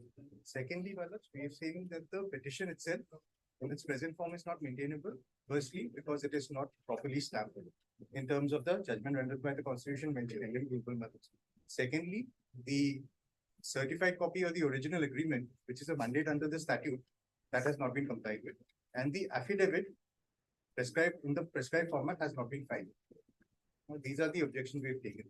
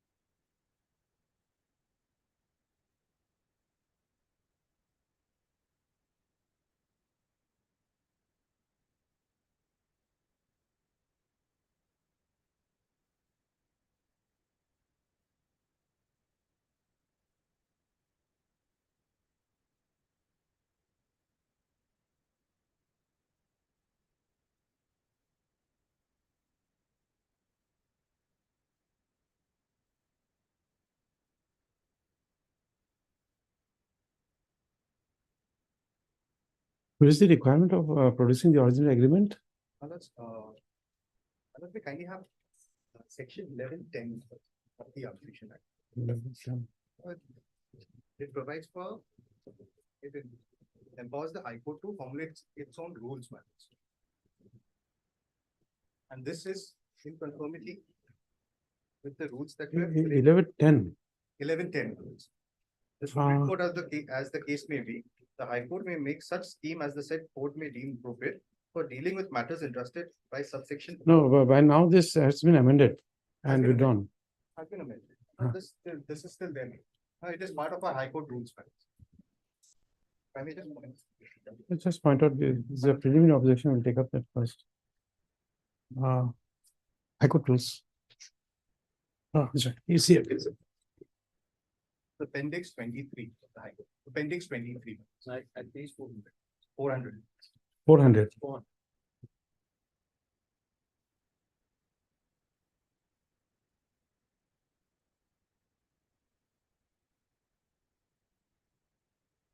Yes. The scheme may be called the appointment of arbitrators by the Chief Justice of Guwahati High Court Scheme 1996. 2 is relevant panels. 2A. The request to the Chief Justice under subsection 4 of subsection 5 of subsection 4 of section 11 shall be made in writing and shall be accompanied by A, the original arbitration agreement or a duly certified copy thereof. Here they have not filed the original agreement or a certified copy has been annexed with the section 11 petition. Now But who is the authority to give a certified copy of an arbitration agreement? Now, the practice that I've followed, my lord, that will be another limb of my argument. So while filing the section 11 application, my lord, if I am not in possession of the original agreement or if it's with the other party and they do not produce it, while the Notaries Act provides for certifying of an agreement. Now that, and we've been filing section 11 petitions accompanied by notarial certificates. That is, I'll also go into that. And the Notaries Act now it provides for, it empowers the notary to certify instruments.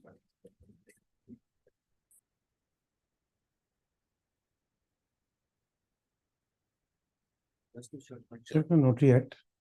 just to cut short the controversy, man. Just to cut short the controversy and to stop the labor of my learned friend, man. This provision doesn't apply to 11.6. It applies to 11.5.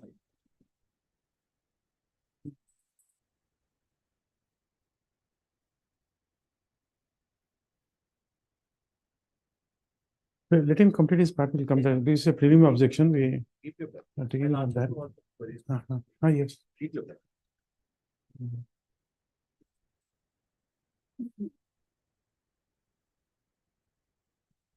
The functions of notaries, my lord, section 8, my lord.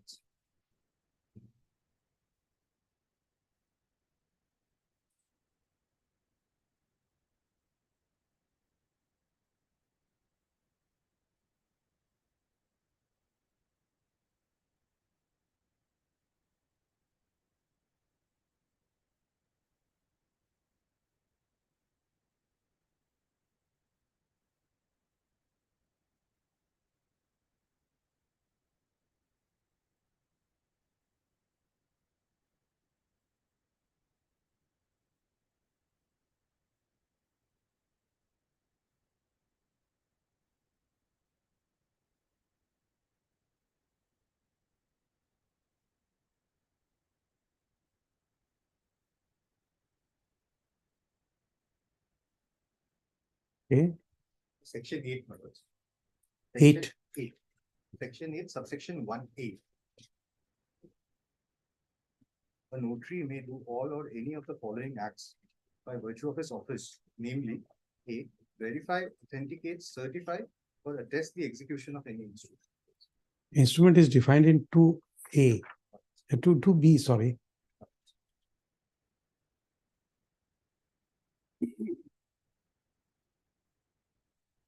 Which a right or liability is created. Contract is a mutual agreement. It says instrument includes every document by which right or liability is or purports to be created, transferred, modified, limited, extended, suspended, extinguished, or recorded.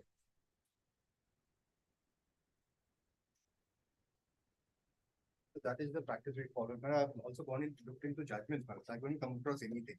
The practice that we follow, I also, during my time while practicing in Delhi, are the adopted procedure. But the High Court also permits a lawyer to certify a document.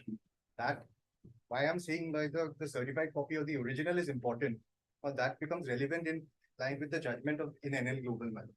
Because for the Honorable Court to ascertain whether or not it is a valid and subsisting or an enforceable agreement, a certified copy of the original has to be produced for the court to find out whether it is properly stamped or not.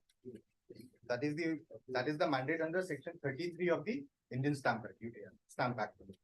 Now, this has not been complied with. Now, it probably has to be read harmoniously with what the certified copy implies. You are the employer.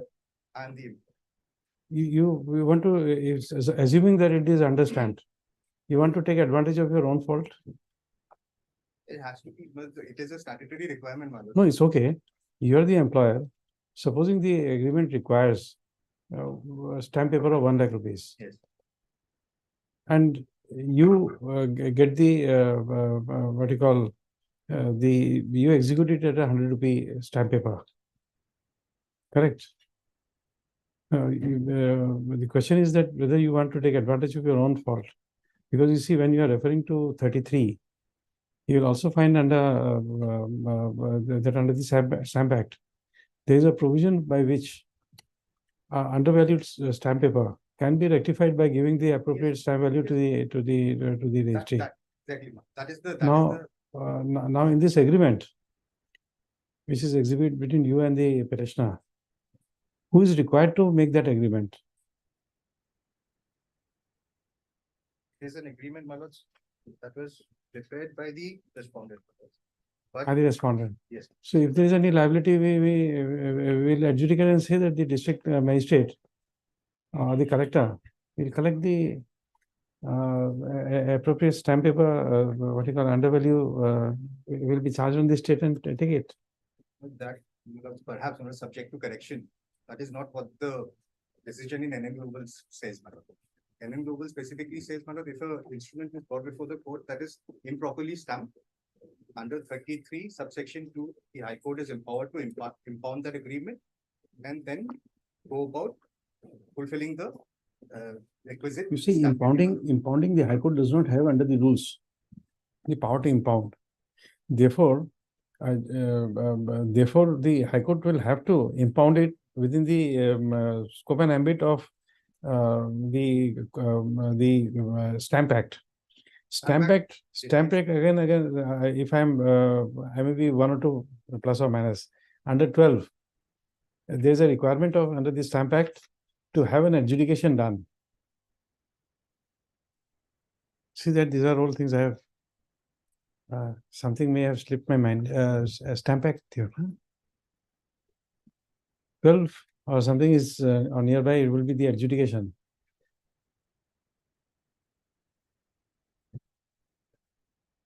That's 12. 12. Malas is correct. So 12 is the adjudication.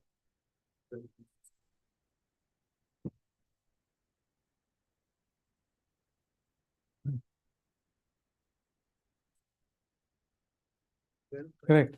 12 perhaps not. 12 deals with cancellation of adhesive stamp. What will be maybe there? 33 2 for a moment. Can be had that.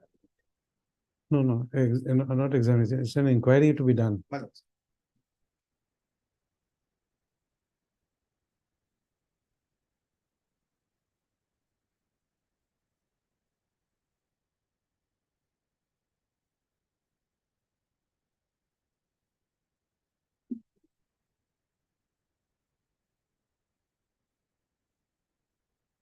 No, 31. Adjudication is to a proper stamp. So this adjudication must be done. And now is the collector shall determine the duty here. That has to be read together with 33. Madam, may kindly have 33. No. Exactly. You see, Madam, because the question of impounding is just to take into custody and send it for adjudication, because the adjudication the court will not do. the High Court otherwise has 40, madam. 33 2B for a moment. If I may just read the entire section for myself. Every person having by law or consent of parties authority to receive evidence, and every person in charge of a public office except an office of police, before whom any instrument chargeable in his opinion with duty is produced or comes in the performance of his function, shall, if it appears to him that such instrument is not duly stamped, impound the same. 2. For the purpose of every such person shall examine every instrument so chargeable and so produced or coming before him in order to ascertain whether it is stamped with a stamp of the value and description required by the law in force in India when such instrument was executed or first executed, provided that B. In the case of a judge of a high court, the duty of examining and impounding any instrument under this section may be delegated to such officer as the court appoints in this behalf. May be, Madam. The high court otherwise can also do it.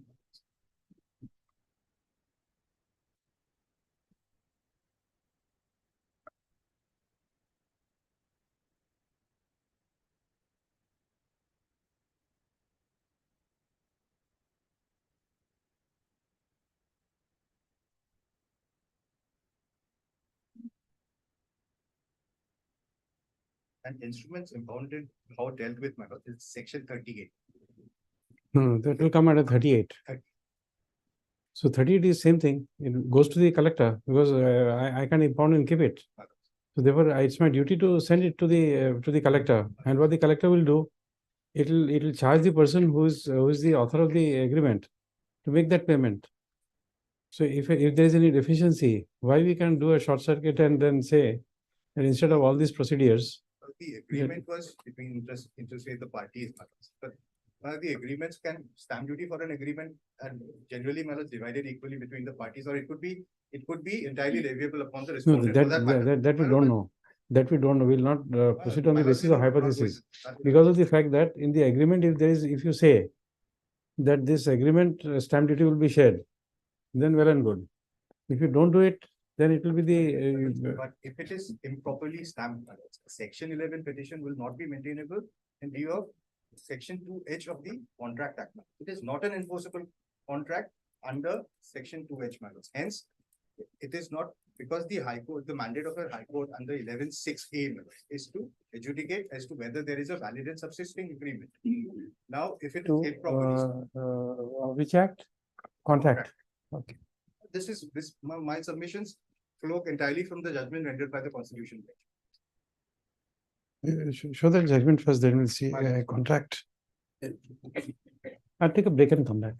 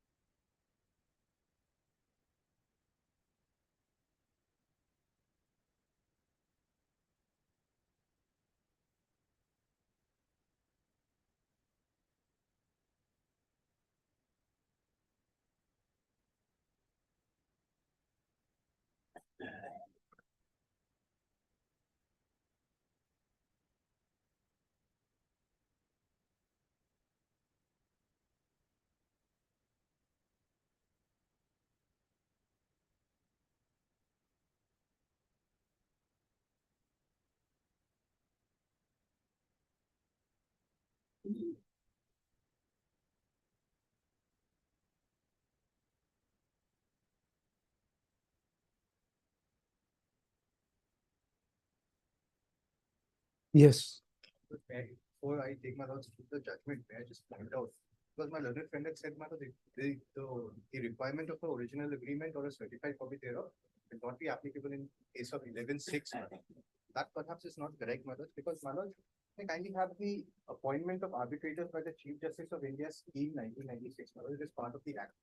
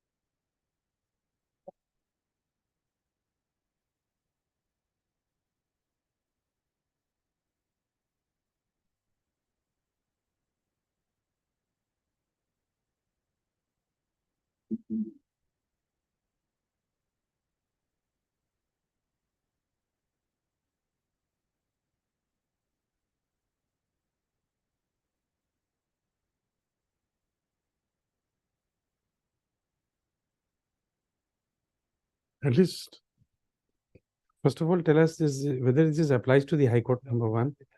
And second, if it is does not, then I should thank you for equating me with this That is office. not it does not apply to the High Court, but what I wanted to point out, Manoj, can kindly see submission of request, because it is, what I wanted to point out is that omission of of subsection 6 in our High Court rules is, Manoj, there is a inadvertent error, Manoj. It is a typographical error, in my humble understanding, Manoj. Because bylaws will see submission of request, the request to the Chief Justice under subsection. Just a moment.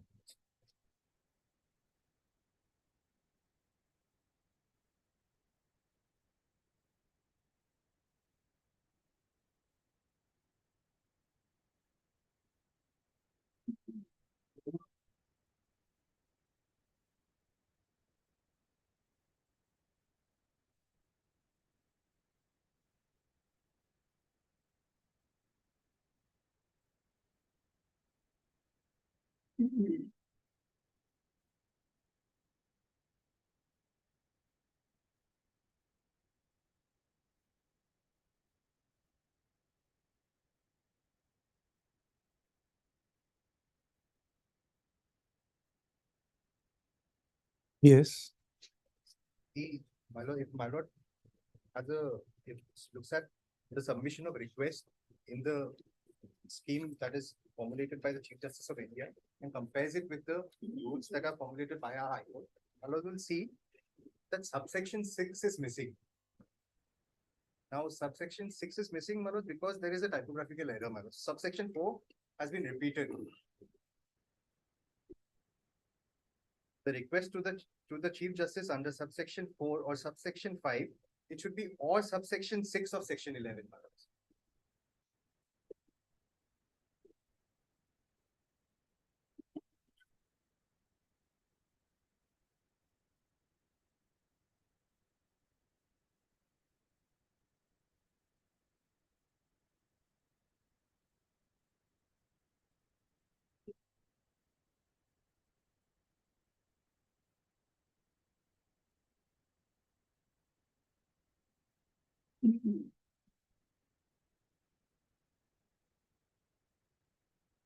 Subsection 4 has been repeated.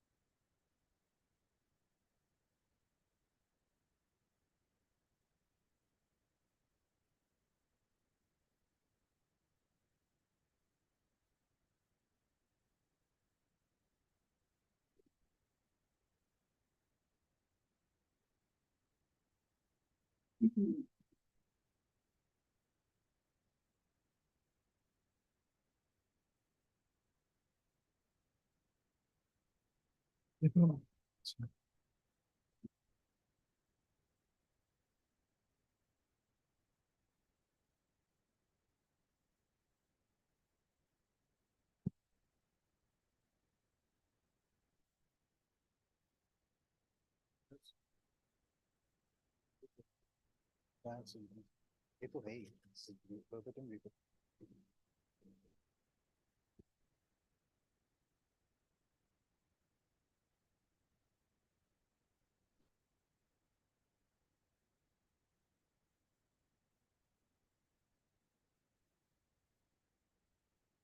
What is available on the High Court website is the same.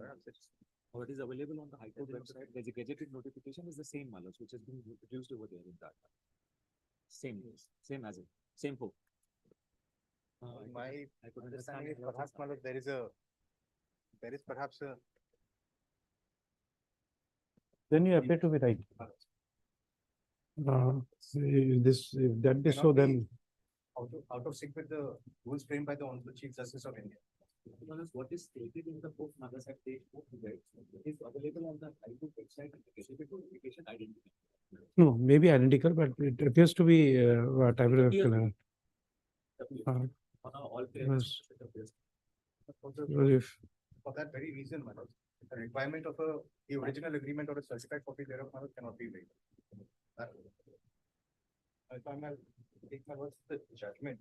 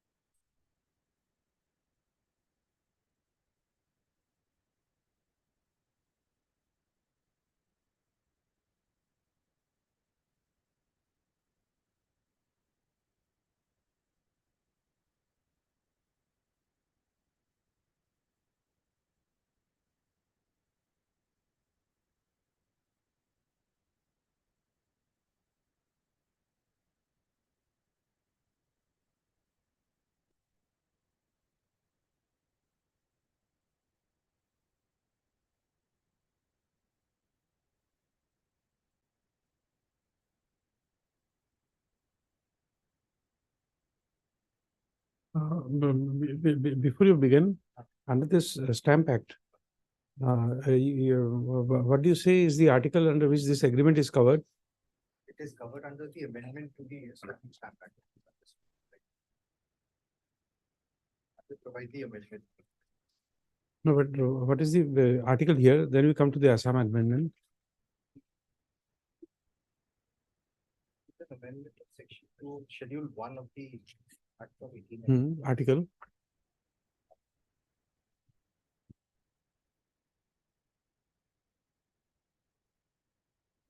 This is otherwise defined as any other agreement. No, it would be Article 5 or something else.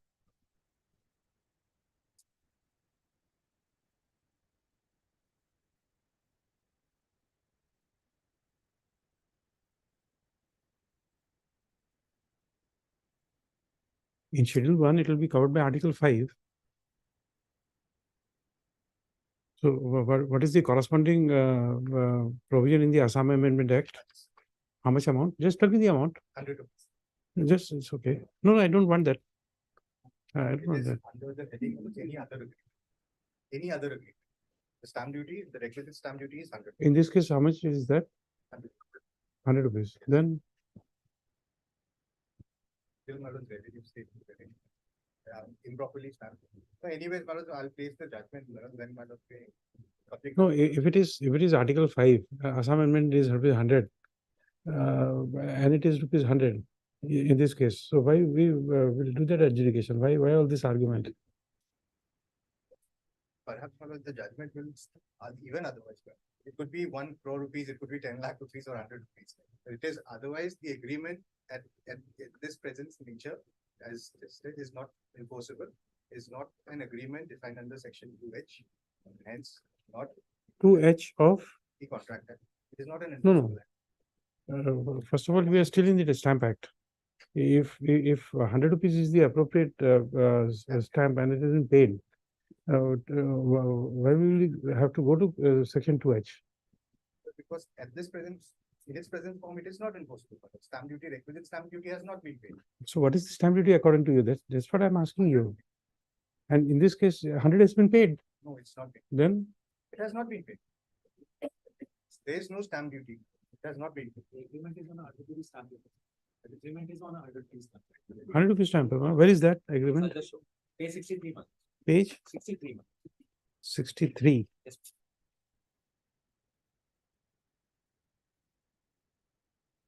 So there is no deficiency of our stamp duty. Page 63 A1 balance. A2. 49 balance on this. Huh? 49 page. Page number 49. 49. Yes.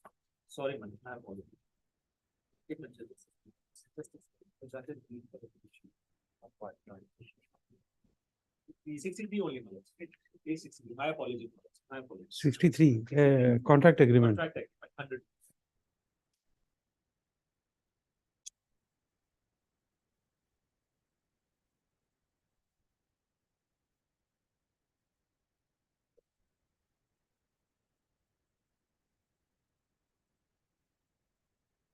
You filed an affidavit in the matter?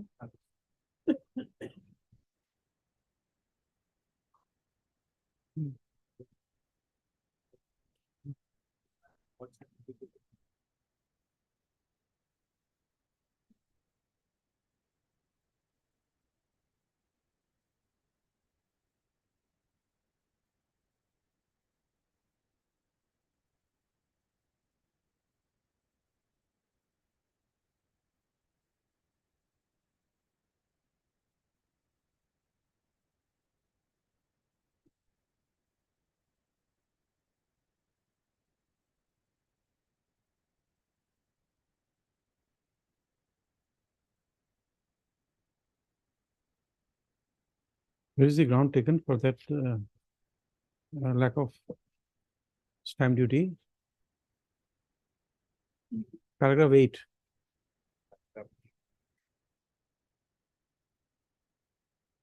Yes, page 327. 327. Yes.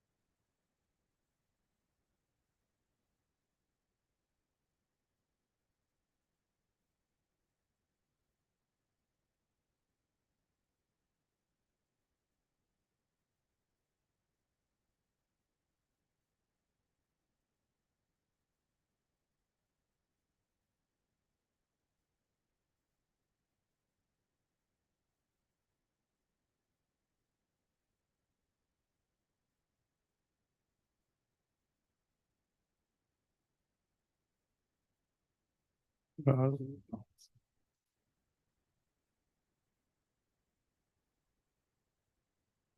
The respondent is a government? The society. No, society is okay, but it is 100% owned by the government. Is funded by It has no shareholders. ocean. It's an agency based in France for collaboration with the government of Australia. Then the entire exercise would be an unnecessary exercise. Come to section 3 of the Stamp Act.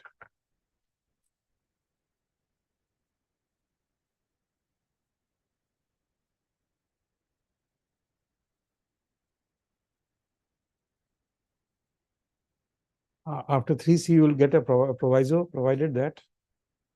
Then come to 1. Only executed by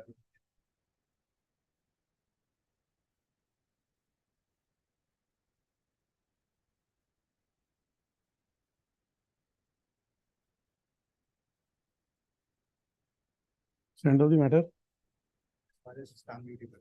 End of the matter. We go to next item.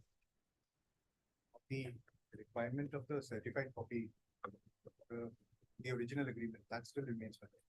That has not been complied with. The second, That would not be acceptable. You come to the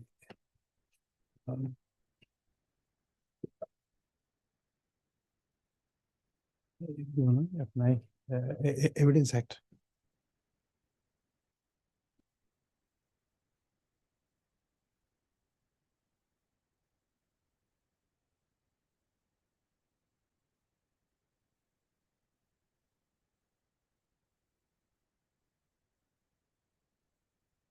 It will be 76 or 78 admissibility certified copy. 76. Certified copy of public document 76.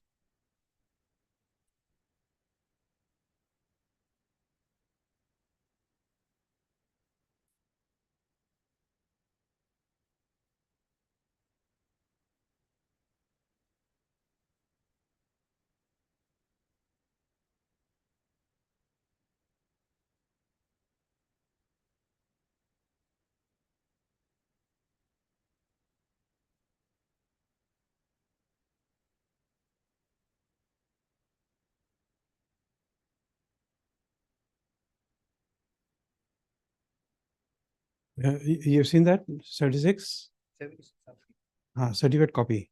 Now, every public officer having the. no, don't read that. We just what I'm trying to what I'm trying to see is here from here is that the notary is not a part of section 76. Word notary is not a part of section 76.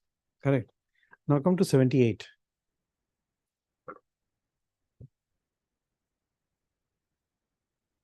In 78(6), it says public document of any class in a foreign country. Here it says notary public, seal of the notary public. You've seen that? Yes. So it is only a class of document which is created in a foreign country for which a public document. You see, it's not a private document kept in public record. It says any public document in a foreign country with certificate under this seal of the notary public. So far as admissibility is concerned, what you call this 76 says 1. Now, this Evidence Act is not scrupulously followed in the arbitration because there is an exclusion clause. Now, you come to this notary.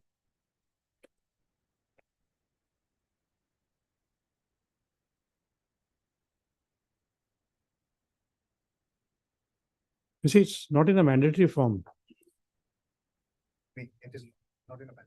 It's not in a mandatory form. So therefore, something which is directory and not mandatory For that, it doesn't, That is why, Manoj, at the beginning of my submission, I said, Manoj, the practice that we follow. no, it's okay. Well, you see, but one, now we are adjudicating it merely because one set of lawyers will follow it. Doesn't make it mandatory. Now that judgment. Come to that judgment now. The judgment, Manoj, is with regard to whether or not that agreement will be enforceable. Since we've already decided on that issue, stamp duty issue is probably. Okay. And then that judgment may not be ready. Okay. Now, So now this is the only issue to be decided. But what would be a certified copy? Now come to this page 63.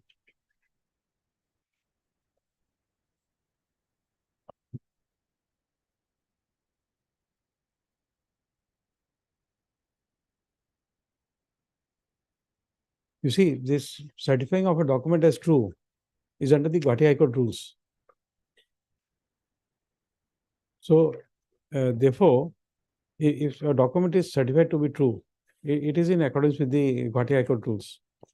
Now, let us, for the sake of understanding our argument, even if the document is not acceptable just because it is not notarized, but otherwise this is in accordance with the High Court rules. You see, it will, in my understanding, which is limited to your argument of both of you say, would be that it would be a curable defect if it is not there in the merely on the question of form. The High Court rule says the lawyer will certify it. It has been certified. If you think it is not acceptable, it will only be a curable defect. It will not be a defect of nature which would non-suit the petitioner merely because of that. it is a defect nonetheless, as per my submission. Of course, it could be curable. No, but then what happens to the mandate of the High Court rules? Nobody has challenged that, saying that in our arbitral agreement, you see, to even for holding that, now there was somebody should come to court and say that this High Court rules would be contrary to the mandate of 11.6, and therefore it should not be made admissible. And therefore, we'll have to amend our rules, saying that, you see, when we are adjudicating matters and we are laying down law, then we'll have to look into the equity aspect. Now, how is that equity justified? Number one, the High Court rules say that you do it in a particular manner, and that has been done. And now, on an adjudication, I say that it is not proper. That means I'll be deciding something in the absence of any challenge. Will it be permissible in a collateral proceeding? Can I strike down the High Court rules and say that it is improper? For that, I'll have to issue a notice on the Advocate General and then have the matter decided in the presence of the High Court Counsel, and that is not under challenge. So therefore, you see, merely because it may be an aberration of the what you call mandate of 11.6, but since it is within the meaning of the High Court rules, which permits certifying of a copy, you see, when we are permitting certifying of a document by this, we are creating a rule which is not bound by this Notaries Act, and therefore merely because the mandate of the law says that notary has the power to certify, would not mean that the High Court does not have the rule to allow a lawyer to certify, because lawyer is an officer of the court. So it is being certified by someone on whom we have trust.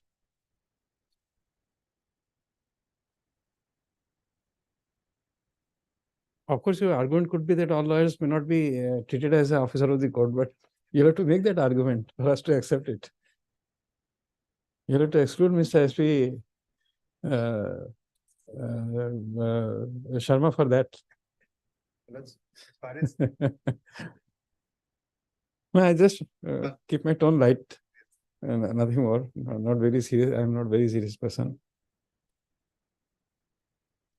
if it, the agreement or the contract in question, if you consider it to be a public document, as my lordship has pointed out, that has the certified copy of a public document, there is a procedure. In foreign country. No, 76, Madam. 76 of the Evidence Act itself. Huh. But no, it was never registered, you see, because then there's no authority who would be giving it. 76 requires an authority to issue a certified copy. You see, it's your document. Your document. You have what do you call your friend Mr. Pathak has no, don't stand up. Your friend Mr. Pathak has made an agreement with you. Correct. He says that every day in the morning we two will meet and we'll smile at each other. That is the agreement. Correct. Now that agreement was never registered. Now who will give a certified copy of a document which is not registered? Because for 76, you will find that there is empowerment given. When you take certified copy of our orders, you will find there is a seal saying that authorized under section 76 of the Evidence Act. And therefore, certified copies are issued by authority of the court. Because in the High Court rules authorize the certified copying section. In charge is specifically certified, so specifically empowered to give a certified copy. And therefore, when he signs, he gives a rubber stamp to indicate that he is empowered under section 76 of the Evidence Act. That is how I understand. Now, subject to what you say.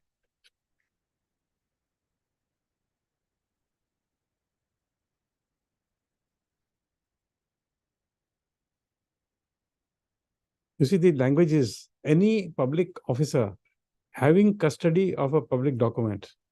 Now you see, there's something you should, you may be knowing, but I'll just remind you. Under the High Court rules, you get the certified copy of any document. Correct. Whatever is there on record. Supposing there's a writ petition, you want a certified copy, you'll get a writ petition, certified copy. Now, if there's a document annexed to it, for that you may not get a certified copy. There, if you want, they will say it's uncertified copy. Even in the criminal code rules and orders, and even civil code rules and orders, you will find specifically saying that copy of copy will not be issued. So therefore, even if we as a court keep record of the proceedings, but it would not, this copy would not come into the meaning of certified copy under section 76.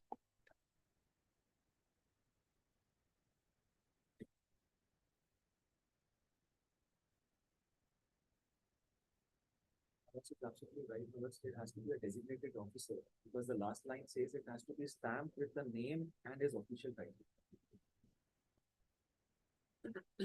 So that is the procedure. This argument will also not be acceptable. Because unless there is an overriding effect of the act, in the Notary Act, they would have said, notwithstanding anything contained in any law in force, notary certificate is mandatory. Then we understand law will have an overriding effect. The Notice Act have not overruled our High Court rules.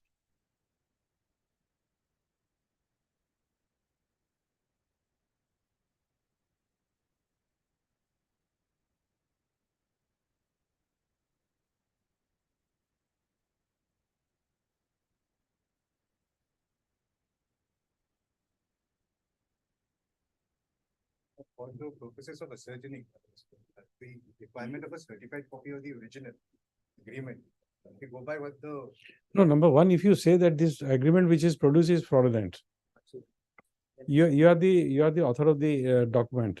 You are in agreement with the petitioner. You know what is right or what is wrong.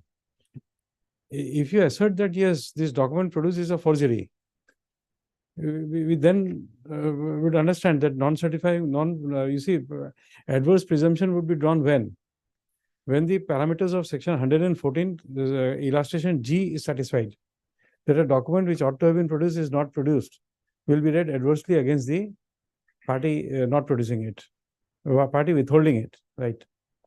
So therefore, it's not a question of withholding. You don't say that this agreement is or any part thereof is manufactured. Now you see the government is coming and saying that you don't accept this agreement. You'll have to give me some stronger reason, because you see, there are two reasons. Number one, the government is expected to be fair with its citizens.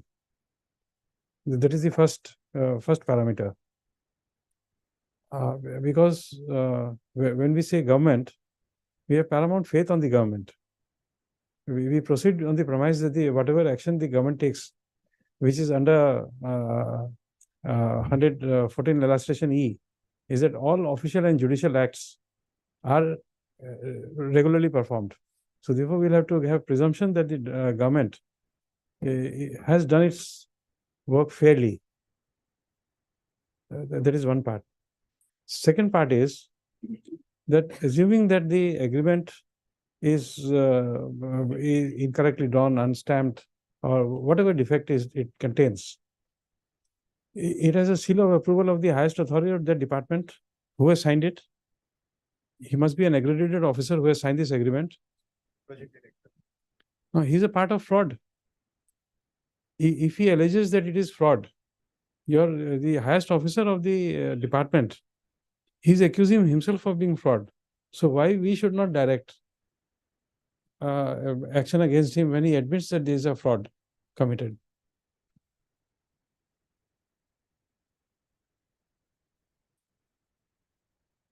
Because under 390, 395, 197, we still have powers.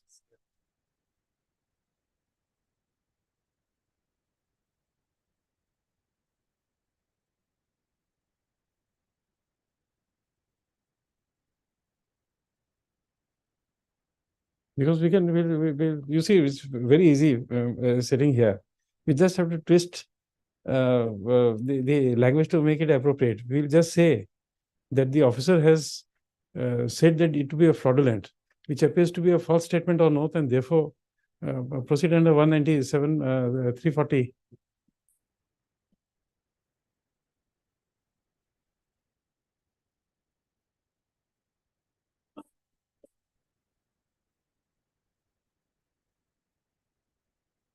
How is certified copy was found on to what my lordship is saying.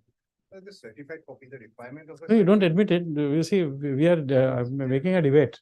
It's not for you to admit whatever I say. If you may have a good reason. I'm not stopping you from arguing. Maybe your point of view may be correct. Just because I have said that, you don't have to assert it and then say yes. If you have your own reasons, you make your submissions.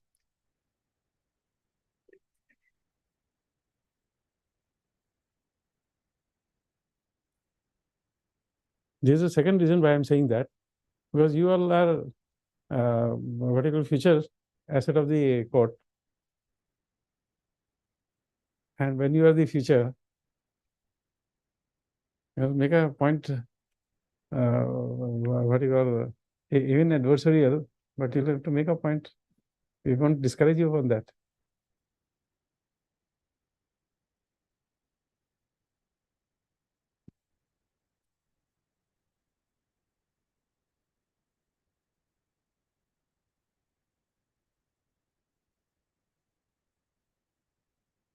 You make a consultation, all of four of you, and then come back at 2 o'clock. Okay, I take a 5 minutes early break. Correct. So because if this fails, then the appointment of arbitrator has to go. There's another objection. Huh? Another What is the objection? Tell us. the requirement of a specific prescribed format when it comes to the affidavit. Even that has not been complied. Where is that? Please show us. The very same rules in the High Court rules. Page 400 minutes of the High Court rule. 400. Yes. Appendix 23, the very same appointment of arbitrators by the Chief Justice of the High Court scheme, 1996.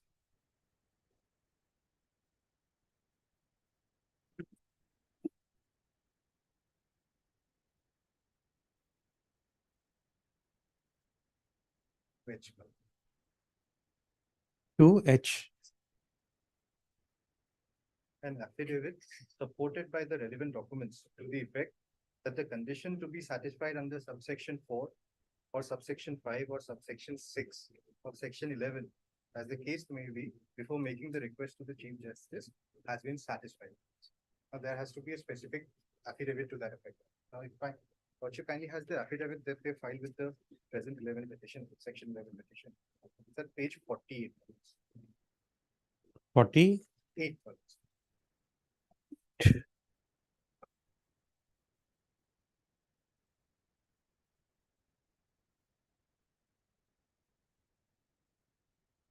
Yes. There's absolutely no averment to the effect that the requirements of section 11(4), subsection 4, subsection 5, or 6, as the case may be, with proving the same through relevant documents that has been complied. No, it doesn't say. This provision doesn't say that the affidavit should contain a statement that it is satisfied. You see, unlike Affidavit supported to the effect that the condition. your is satisfied your has been your colleague Mr. Barwa is there. He has been a part of that voluminous argument. No, don't stand up. Voluminous argument which has been led before this court on affidavits. You see, the requirement of affidavit, Mr. Barwa has argued before us in an election petition that the requirement of the affidavit is specific and given prescribed under the Representation of the People's Act. It says that this is what you have to say. If that is the condition, this is what you have to say. Now, in this format, in this 2H, does it say here? It mainly says an affidavit, comma, supported by the relevant documents, comma, to the effect that the condition to be satisfied under subsection 4, so and so, as the case may be, before making the request to this has been satisfied.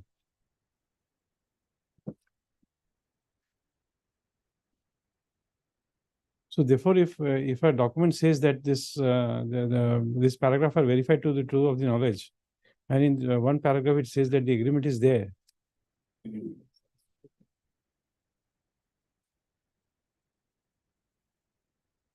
You see, let me give an example. My examples are always horrible, but still it's an example. You have this High Court tools with you. Come to page number.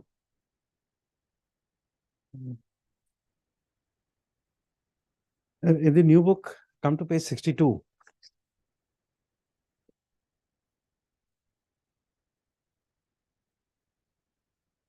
You have seen that? This is a pro forma of a writ petition. Correct. In the High Court of so and so. After that, at Guwahati, after that, what is the line? Revisional jurisdiction.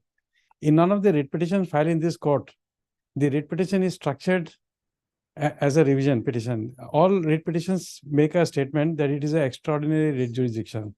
So one stroke of the pen, I dismiss all the 39,000 pending cases of this court, say that it is not in proper form, dismissed. Whether it is on board or not, I accept the jurisdiction of all the honorable judges and then say that all the writ petitions which are not in this proper format is dismissed. So now you tell us, I'm asking you this question with specific reason. Number one, the mandate of Order 8 Rule 1 was that no adjournment after by the evidence statement was filed within a specified date. And there are many authorities which have said that these are directly not mandatory, and therefore it will not go on that count alone. When it comes to commercial court, this Order 8 Rule 1 has been interpreted to say that 120 days is last, and after that there's no provision to extend it. So you see, the same provision has been interpreted in two different manners for different purposes. Now, the point which I am trying to ask you is that whether the defect in a form will lead to a dismissal or it will only be a curable defect. It is a curable defect, otherwise it has to be cured. So you see, so let us fight on the substantive issue, because if this be so, you see, this petition is filed on 8/5/2023. Correct. If at the initial stage it could have been told us, we could have just rectified it. Even today we can say within 7 days it can be rectified. So it doesn't do anything. But you see, it will be the lawyers will be the suffering lot. If I make a judgment that the affidavit must be in a particular form, that means number one, by a judicial pronouncement, I am dictating something which is not there in the rules. I will not expect a lawyer to be acquainted with my judgment, rather be acquainted with the High Court rules. So if a High Court rules is being followed, again the same statement which I made earlier, does it empower me to make to amend the by a judicial pronouncement to put words into the this High Court rules, which is not existing. The High Court rule doesn't say that in the affidavit, it must be stated that it is compliant to all this section. It has been what you call the satisfaction has been recorded. Let us assume for the second time, another way. Assuming that this statement is not there in the affidavit, that it complies with the requirement of subsection 6 of section 11, will it, what you call, make the petition defective? Could be perhaps defective. No. Because there's the only defect, if it is there, would only be in the affidavit of not having that disclosure. A correct statement made, incorrectly verified.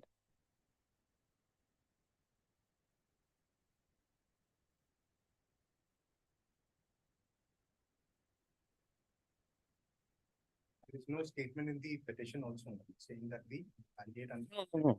You see, section, what does subsection 6 of section 11 say? It says that it must be accompanied with a true copy of the agreement. Now, that certified copy is again a debatable issue which we had already debated. See, if that is there, merely a statement in the affidavit that it has been complied with doesn't make the petition defective. It can't be. It will be a defect in form, not the substance. Again, it will lead to a same thing, that will be a curable defect. We can ask 7 days time to petitioner to file an affidavit and cure the defect. So it doesn't, what do you call this? So, and so insofar as my my understanding is concerned, because if I author that, it will put you to trouble. You means lawyer community. It will make more trouble to you than to me.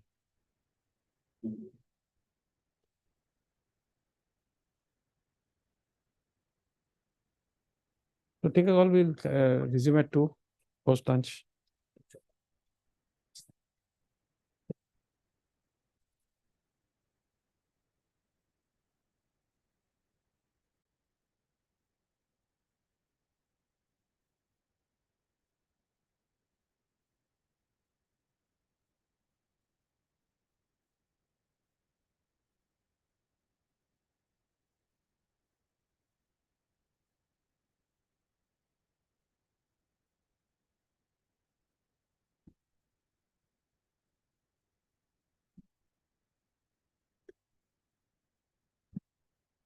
But with the requirement.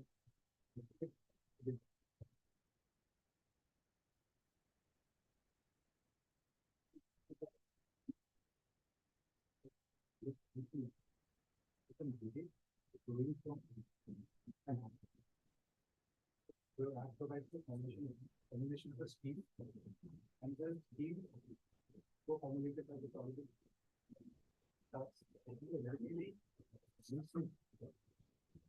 Now this has to be read together. On a submission, the request for appointment of an application. The same shall be made before the chief justice, and it has to be accompanied by an affidavit. Now, under condition of that requirement of an affidavit, the appeal is the requirement of a specific affidavit, but the PI rules of our. That again is showing from a judgment rendered by law, which itself is a law. The requirement of that affidavit or the requirement of specific observance in the PI petition must be a rare. And that is never diluted. That same would perhaps be applicable in the present case also. Also, the requirement of the specific observance.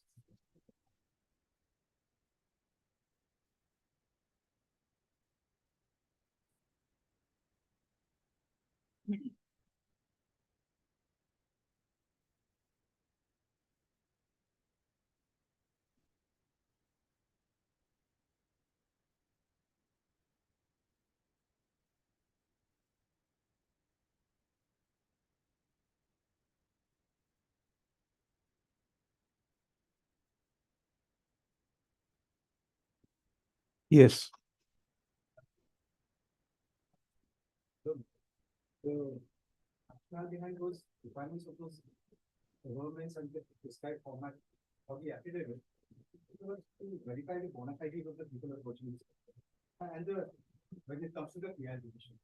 Now the requirement of the specific governments in a prescribed affidavit, as far as the arbitration rules are concerned, that scheme is concerned, is whether or not the mandate of 11, 4, 5 or 6 as the case may be followed, which is prior to filing of the section 11.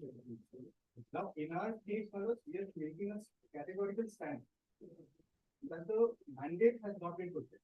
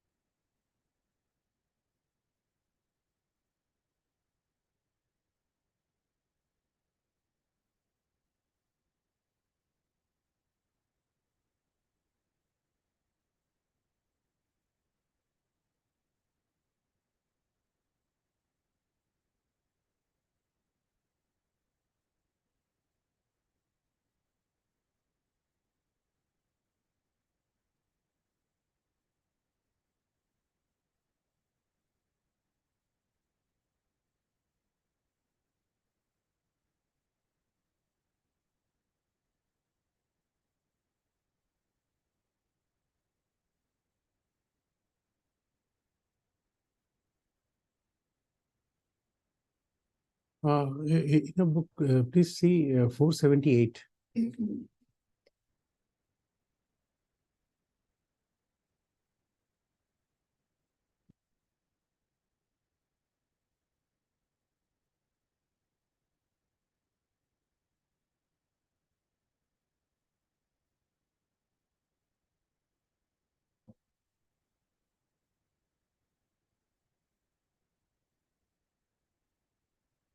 Does not prescribe the requirement of an affidavit.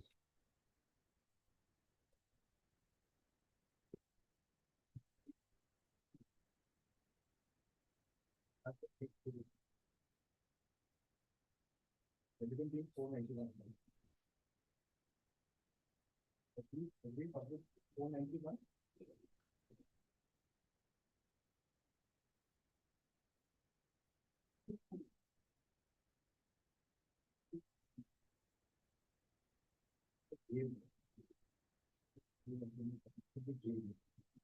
Every public interest litigation shall be accompanied by an performer annexed to this agreement. That affidavit is a page 491. So it's a part of the performa. But here in this this Arbitration Act, this is not performa. Saying that Hmm. the requirement of a specific government that the mandate of 11, 4, 5 or 6 has been met before filing the 11-6 petition is necessary because my lords, and why I'm drawing the analogy from the PI rule is because my lords to ascertain that whether or not prior to the final nail in the coffin, if I may just put it that way, prior to the application proceedings being initiated, because almost every other agreement will have a pre-arbitration resolution mechanism. Now here, my lords, there is a resolution mechanism in the statement form of a dispute board, which has to be created by the party, telling which. Where is that clause? Page 139.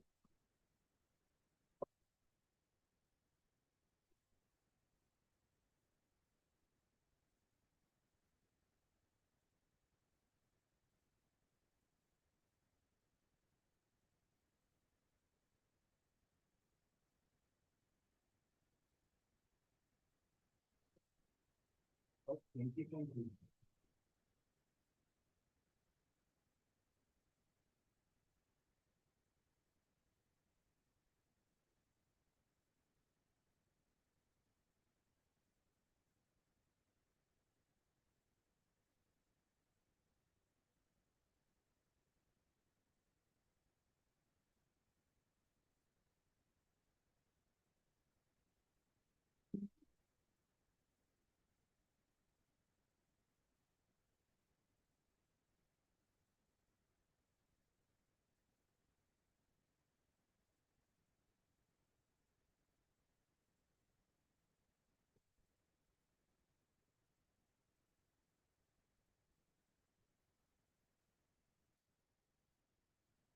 Yes.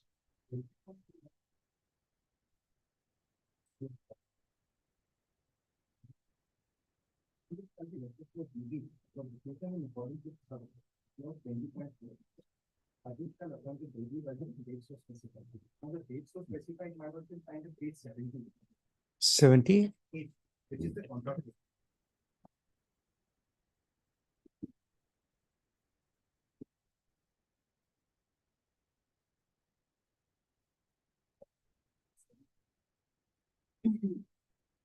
Six from the bottom, 2020. Yes.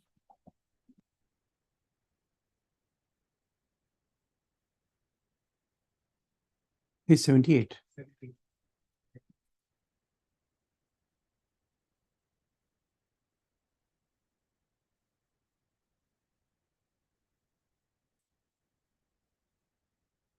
It's 78. Yes. Six from the bottom, date by which the DB shall be. The date so specified is 28 days from the commencement.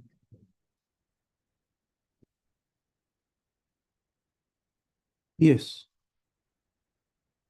We asked in this very particular case, because the DB was not constituted. Fairly admit to that.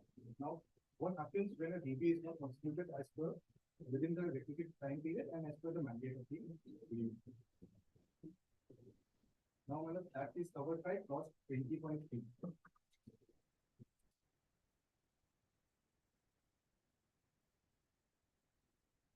At least 140. Yes. If any of the following conditions is met, the parties fail to agree upon the agreement of the full member of the DB by the dates stated in the first paragraph. Either party fails to nominate a member, fails to approve a member nominated by the other party of the DB, 3% by that date. The parties fail to agree upon the appointment of the third member of the DB by such date. The parties fail to agree upon the appointment of the replacement of the member. Then the appointing entity or official named in the contract data shall, upon the request of either of them or both of the parties and after due consultation with both parties, appoint this member of the DB. This appointment shall be final and conclusive. Each party shall be responsible for paying one half of the remuneration of the appointed. Now, let's the appointing entity, because the parties failed to appoint a member of the DB. The DB was not constituted as per 20%. Now, the appointing authority, as per 20.3, of course, B members is might not be again find that page 7.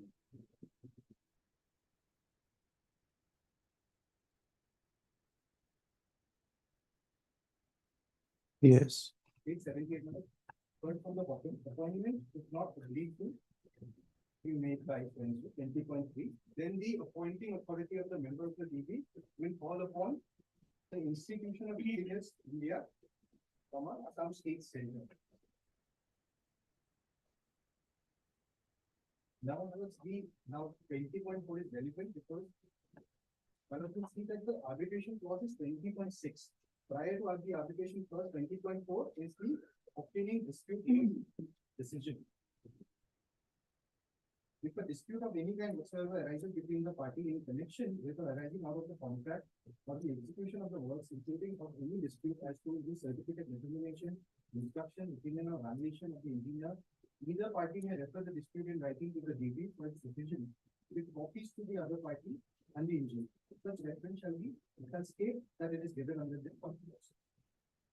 Then the DB shall be constituted by 2 paragraphs thereafter within 84 days after receiving such reference within such other period as may be proposed by the DB and approved by both parties, the DB shall give a decision which shall be reasoned and shall state that it is given under this subclause.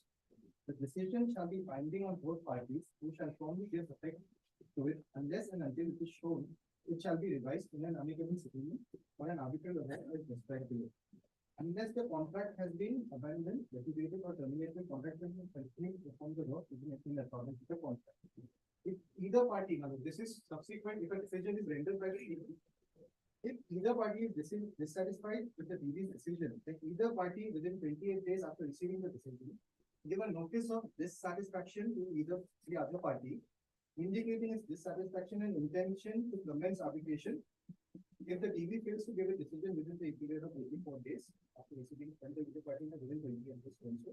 Now, when was 20.5 thereafter, if the clause that pertains to amicable settlement. This is in furtherance of the decision-making authority or the decision that may be rendered by the DB. When a notice of dissatisfaction has been given under subclause 20.4 above, both parties shall attempt to settle the dispute amicably before the commencement of arbitration.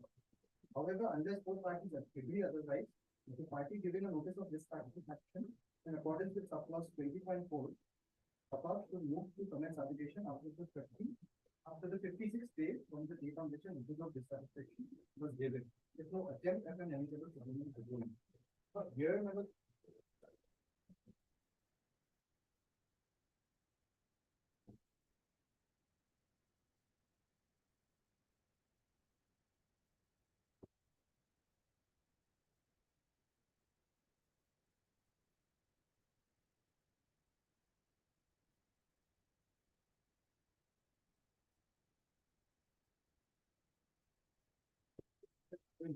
there is a dispute.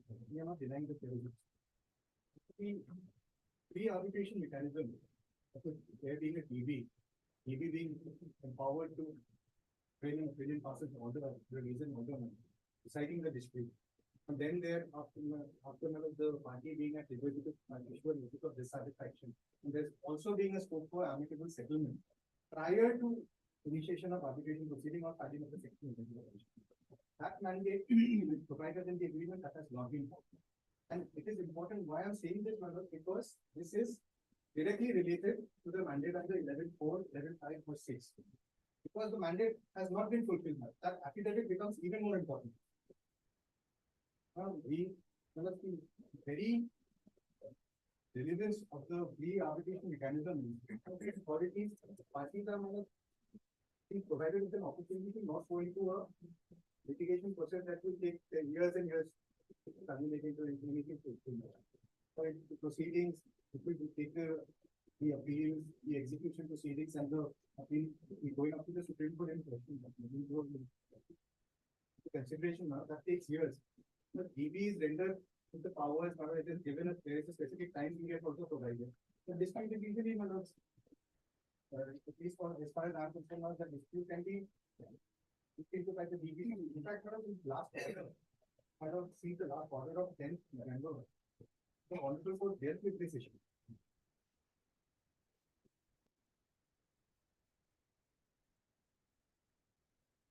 Next November 2024.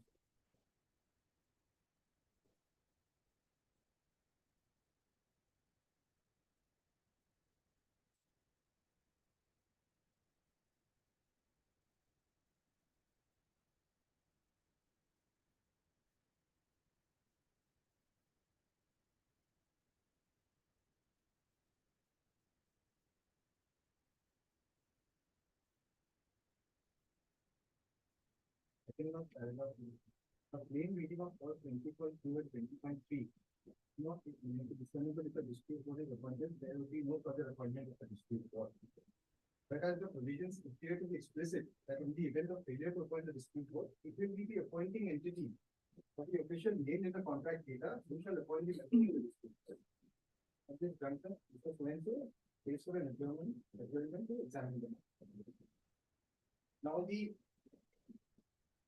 models, which my friends are treating as a notice under section 11, section 20 of that, is a page 288. So, not the notice regarding creation of the building. Page 288. Particular notice dated 28th of March 2023. This is addressed to the project director. Subject prayer for formation of the dispute resolution. 288. 288.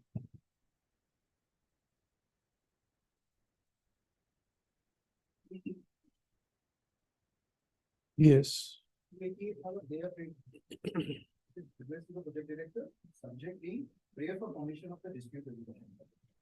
Not talking about the entire notice. Section the page thereafter 289, bottom of that page, under the above facts and circumstances, and by the provision of clause 20.2 of the contract, we refer to once again for the appointment of the dispute court. Like I have pointed out, no dispute court or a member was appointed within the specified period of 20. Now, moment that happens, the authority is vested with the institution of engineers union town center to appoint a member. Now that this notice, my lord, was wrongly issued. It should have gone to that very authority. They would have in turn appointed a member who would have looked into the dispute. Now, without fulfilling the mandate of 20.2, 20.3, 20.4, 20.5, they have directly come to the High Court and by invoking 20.6. So for that very reason, my lord, the affidavit in compliance of 11.456, my lord, is necessary.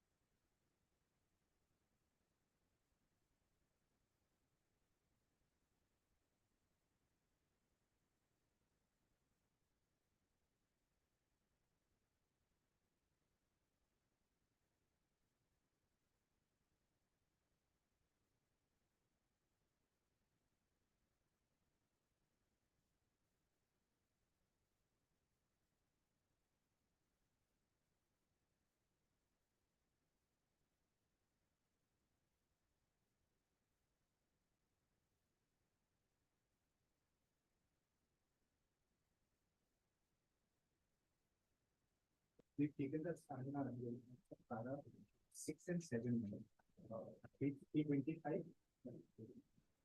page 327.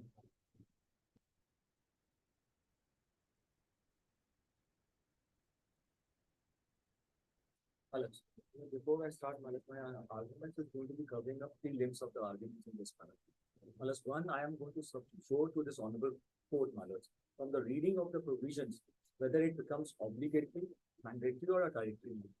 Second, Alex, my limb of arguments would be my learned friend contention to come back and say today, after a period of 1 year when much water has flown under the bridge, whether it's an attempt to delay the proceedings or it's a fair attempt before the honorable court, I'll submit to that also. And third, Malats, I will show certain letters which has exchanged between the parties and the Supreme Court settled proposition that in the cases where exchange of letters are there in asking for invocation of DB and the DB is not formed, it is not fatal. Malats, my first point to demonstrate to this honorable court would be, Malats, let me take this honorable court to page number 76, Malats. I am reading through certain points which my learned friend has read, but he has read in a different manner. Malas, I will submit to this honorable court in my contention before this honorable court. Malas would see page number 76 for a moment, the particular conditions. Malas would see on the top. Your name? My name is Purvesh Bhuttan, Malas. Hmm? Purvesh Bhuttan. Purvesh Malas Bhuttan. B-U-T-T-A-N. Malas, I'm sorry, my name always gets wrongly spelled. Malas is Bhuttan, Malas. B-U-T-T-A-N. B-U? T-T-A-N. B-U double? T-A-N. T-T-A-N. Yes. A-N, Malas. M. N, Malas. N for Nagaland. Nagaland.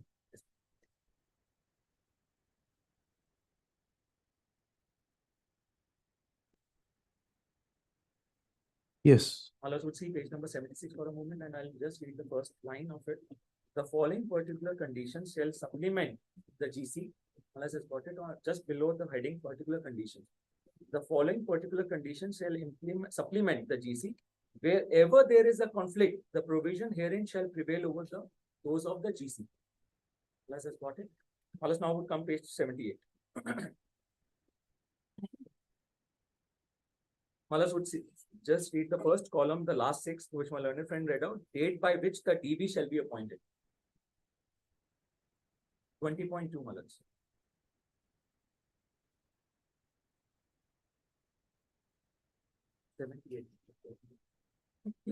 Yes. Malas would say 28 days after the commencement date. Malas, and now would come to 77 Malas for a moment.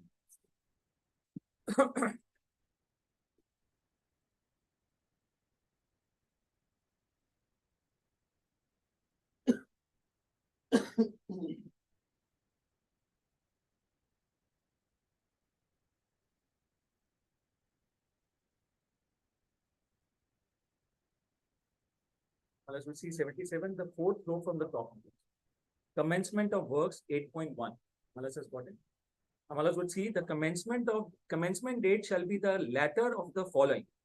15th day from the date of signing of the contract agreement subject to the contractors furnishing a performance security or the date of intimation to the contractor of the financial arrangement by the employer.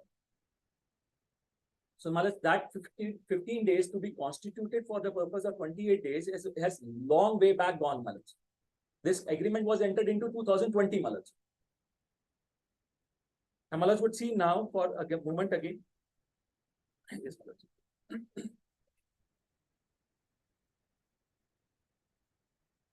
Yes, 15 days from the signing of the contract.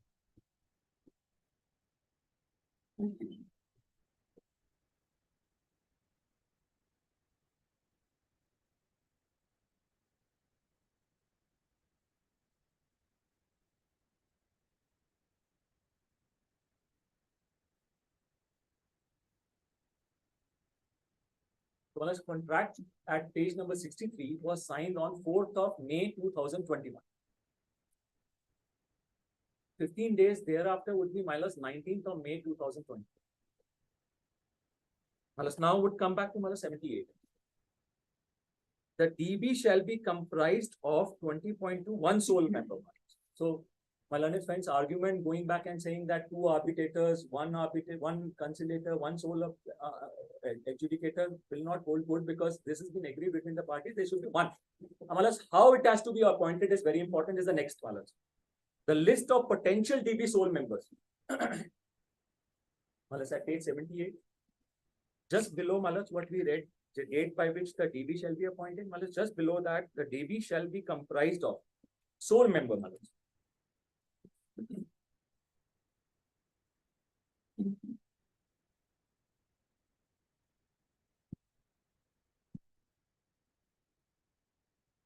And Malas, below that, list of potential DB sole members. This is important. To be framed before the signing of the contract.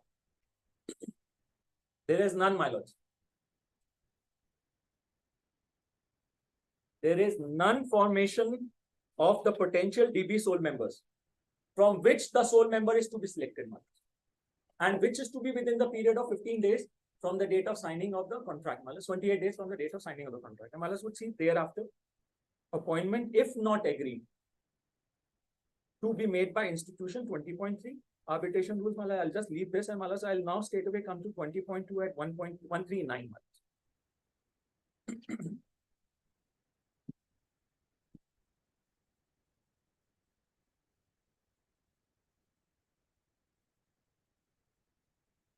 The dispute shall be referred to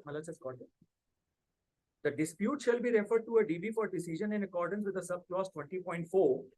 The parties shall appoint a DB by the date specified in the contract data, which is not being done, Malas. Second paragraph and third paragraph will not be of any consequence because that relates to more than one sole member, more than one member, Malas. The second paragraph says DB shall comprise as stated in the contract either one or three suitably qualified members, each of whom should be affluent with so and so. If the number is, Malas, last line, if the number is not so stated and the parties do not agree otherwise, the DB shall comprise 3 persons. Malas, in our case, I just showed it's a sole member. Malas, paragraph thereafter will also not be applicable in our case. If the parties have not jointly appointed the DB 21 days before the date stated in the contract data and DB is to comprise 3 persons, each party shall nominate. Unless it's not applicable to us because it's sole member. Unless now, however, if a list of potential members has been agreed by the parties and is included in the contract, the members shall be selected from those on the list. Other than anyone who is unable or unwilling to accept appointment to the DB. Let's see next paragraph. The agreement between the parties and either of the sole member or each of the three members shall incorporate by reference the general conditions of dispute contained in the appendix so and so on. And Malas, I'll just read the second last paragraph. Second last paragraph and the last line, Malas. Neither party shall consult the DB on any matter without the agreement of the other party. My lords, may kindly note it down. They have never ever gone back and given a consent to me at any point of time to go back and let's go back and do it a DB. Unless I'll show from the letter. So now Malas would see for a moment 20.3 and the heading is important. And Malas, to my respectful submission, 20.3 is not at all attracted in our case for the reasons, Malas. Failure to agree on the composition of the dispute board. Malas, here the composition of the dispute board is already agreed, one sole member. It is only in the event that when there is no composition of the arbitral tribunal has been accepted by the parties inter se, it becomes important that 20.3 comes into play. And 20.3, my lords, to my respectful submission, will not come into play because we have agreed for sole member. And that sole member is to be selected from the list of the sole members being discussed and given to me by the respondent, which has never been done. My lords, so now would come for a moment, my lords, 20.4. I'll just read the paragraph which my learned friend read. If a dispute of any kind whatsoever, Malas has called it, arises between the parties in connection with or arising out of the contract or execution of the works, including any dispute as to any certificate, determination, instruction, opinion, or valuation of the engineer, either party may refer. It's not shall. Either party may refer. It depends on the agreement. May can be read as shall. Absolutely, Malas. But Malas, I'll just demonstrate, Malas, repeatedly the may word has been used. And my respectful submission, Malas, would be, Malas would come to 20.4 last paragraph. And the last 4 lines of the last paragraph. Except as stated. Malas has got it.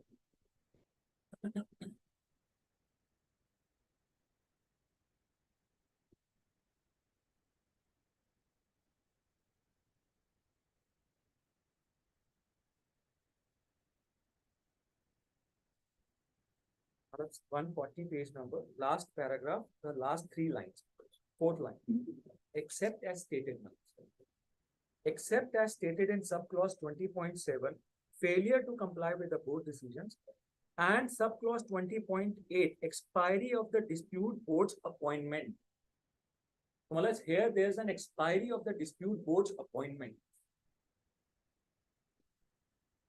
Neither party shall be entitled to so and so. This particular line starts with except for. That means excluding Malas 20.7 and 20.8. And Malas, may I take this on about 4 to 20.6 for a minute at page 141?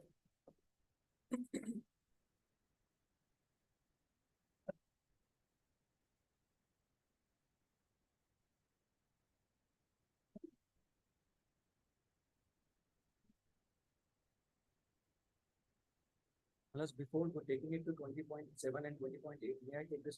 This page 140 last paragraph, I'm not following you. Malas, last paragraph it says, except as stated.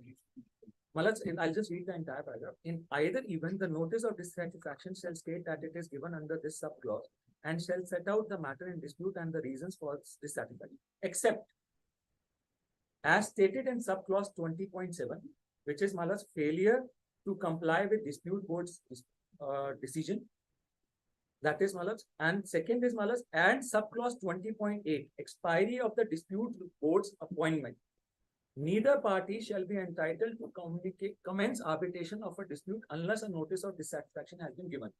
Malas, meaning thereby, to my respectful submission, except for these 2 clauses and provisions, you cannot go for an arbitration, which my learned friend is saying that there should be a dissatisfaction of dispute board's decision. Except for 20.7 and 20.8. Unless now, before I take this on before to 20.7 and 20.8, may I take this on before to 20.6 for a moment? And next page, 141. Why I say Malaj is not mandatory, is from 20.6 also. Malaj would permit me to read Malaj. Any dispute between the parties arising out or in connection with the contract not settled amicably in accordance with subclause 20.5 and in respect of which DB decision, if any,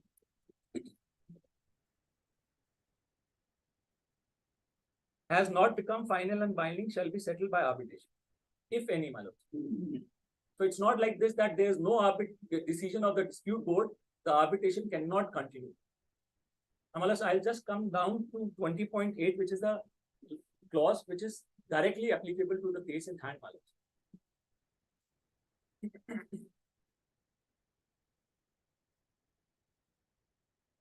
Malas, 20.8 at the bottom. Expiry of the dispute board's appointment. If a dispute arises between the parties in connection with or arising out of the contract or the execution of the works, and there is no DB in place, Malas, and my learned friend has admitted that there is no DB in place.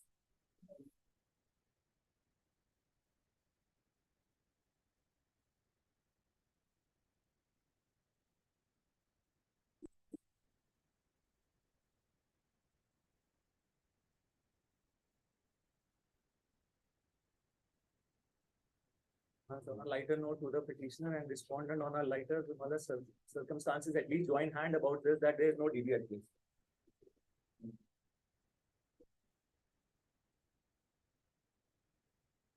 If a dispute arises between the parties in connection with or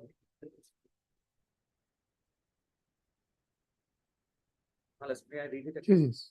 If a dispute arises between the parties in connection with or arising out of the contract or the execution of the works, and there is no DB in place, whether by the reason of the expiry of the DB's appointment. Amalas, later it is said or otherwise a wider scope given to that, Malas. For any reason, if the DB is not there, Malas. In my case, DB is not there because it's not there from the day of entering into contract, Malas. Malas, B clause will come into play.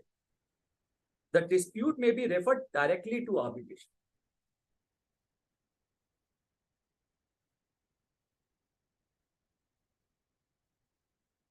Malas, now my explanation, a learned friend showed a letter of at page 288. That was a wrong letter shown to this honorable court. Malas, there's a letter prior to that in which I have sought for termination, I have sought for DRB, and I have indicated that if you don't appoint a DRB, please construe this letter of mine to be an appropriate letter for the purpose of invocation of arbitration. Because then I have fallen into 20.8. Malas, that letter would find, my lords would find 276, my lords.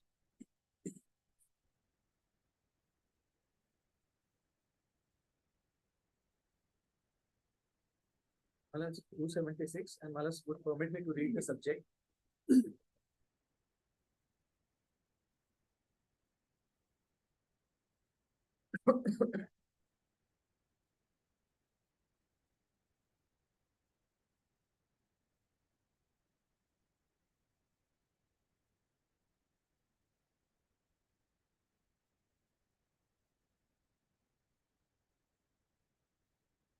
Yes. Malas has got 276.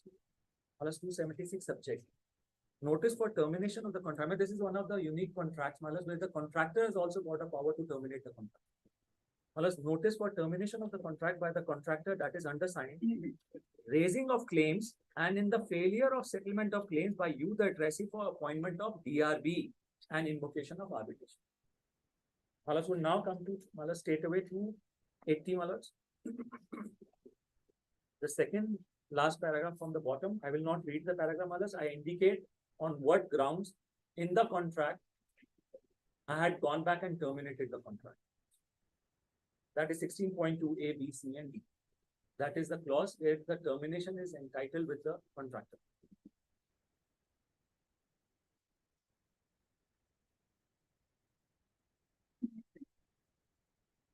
Page 280. 280, Malas.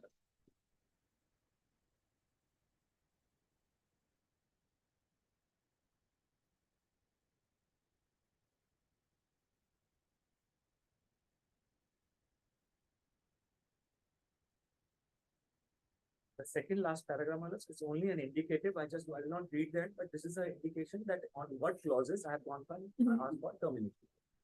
Malas would now come to 282 Malas.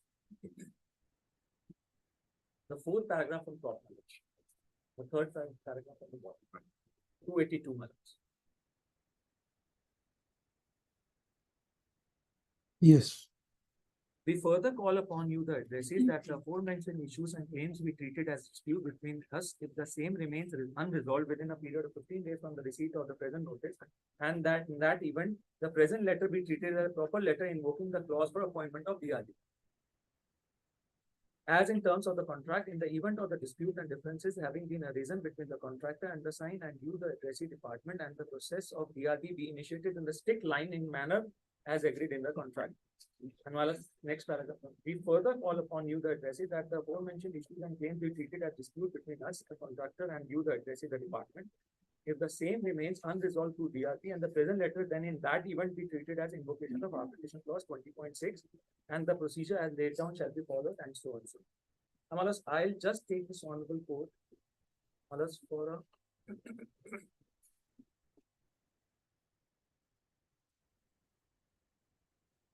a page number 31 of my petition.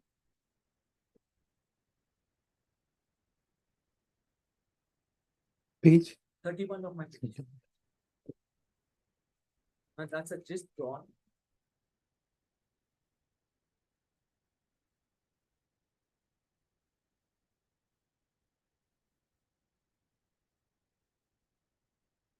That's spot 31.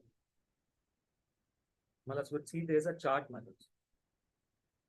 Yes. The following are the letters which were exchanged between the petitioner and the respondent as related to constitution of DRB in the terms of the contract. Malas, first is 14/11/2022, by which I suspended the work and asked for, Malas, there's a suspension clause in the contract. I suspended the work and asked for DRB. But 2012, I just read it before this honorable court. I terminated the contract and asked for DRB. Whereas 28/3/2023, my learned friend read the letter. Again, I have asked for DRB. Whereas now important is 1/4/2023. But this is their letter. After I have sought for a termination in December, unless in April they write a letter to me at page 276 of the file. Page number 296, I'm sorry.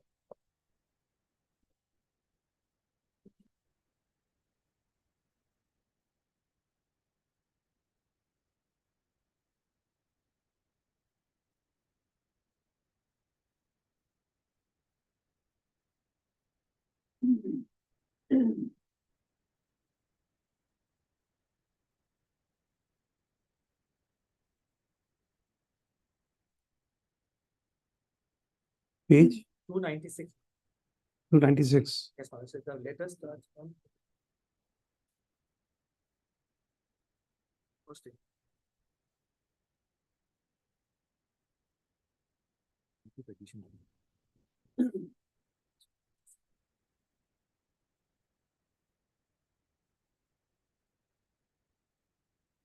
Unless my apologies, my learned friend was looking at a second petition. 312. Sorry, Malak, 290. Malak, my apologies, 290. 290. Yes. My apologies. A7.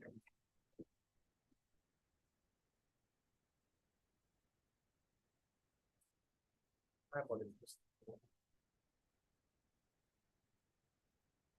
Now, this is letter by which the department says I am terminating your contract.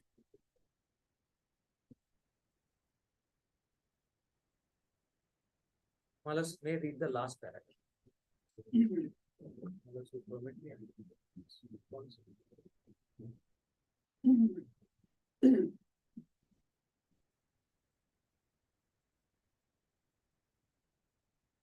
Yes. Malas would just see the last paragraph. Consequent to the termination of the contract as requested and wide your letter under reference dated 28/3/2020, the dispute board in terms of the 20.2 shall be constituted within a period of 15 days from today. Malas, we are in November now. 7 months down the line, nothing has come, even a slightest indication that let's form a team. Except for words. Malas, now coming straight away, Malas, to a judgment of the Honorable Supreme Court.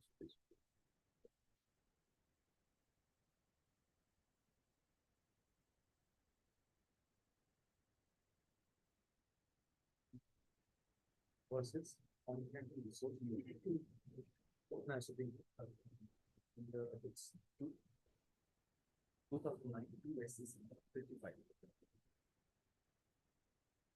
And here in this case, Maharaj, a lot of issues were discussed as to what is to be construed as a proper arbitration clause.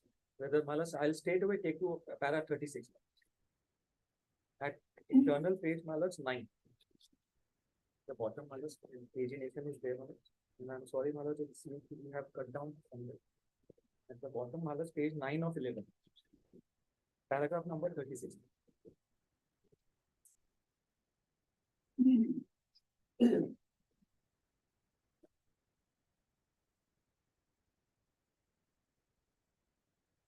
That's it, got it?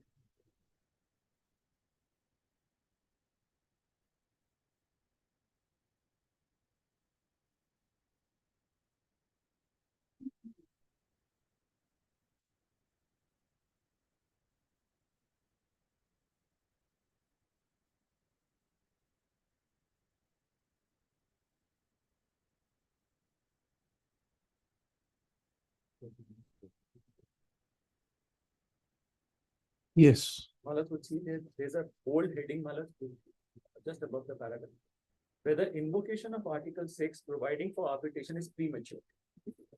It was contested that the precondition for amicable settlement of the dispute between the parties has not been exhausted, and therefore the application seeking for appointment of arbitrator is premature.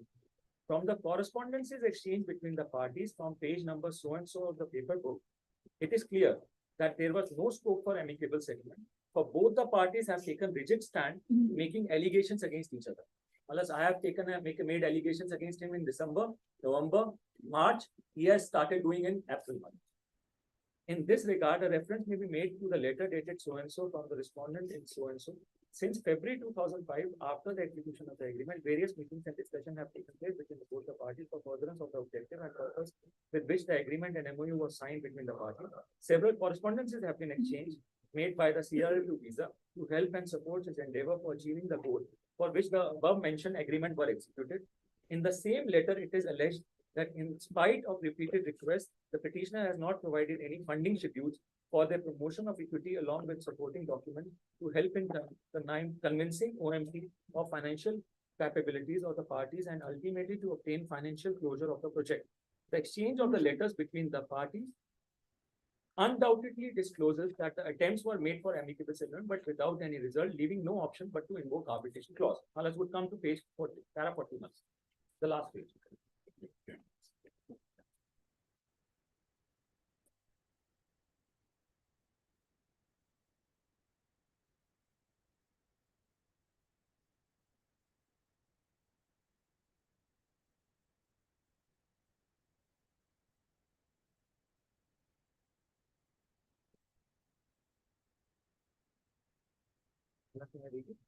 It is amply clear from the facts as pleaded and as well as from the exchange of correspondence between the parties that there has not been any satisfaction recorded by the parties with respect to their claim.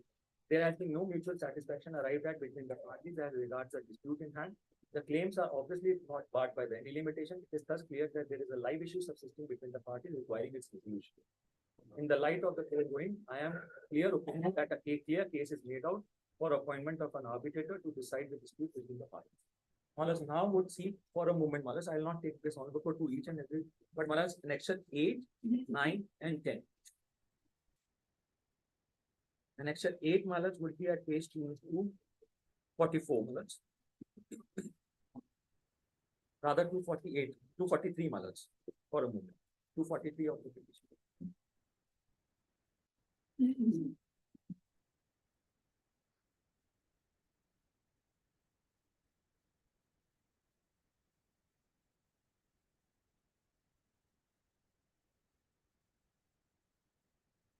Subject matters, letter for delay of payment of lot 2 and reports of lot 2 and lot 4 we have not received any amount till date, unless last 3 lines of the paragraph.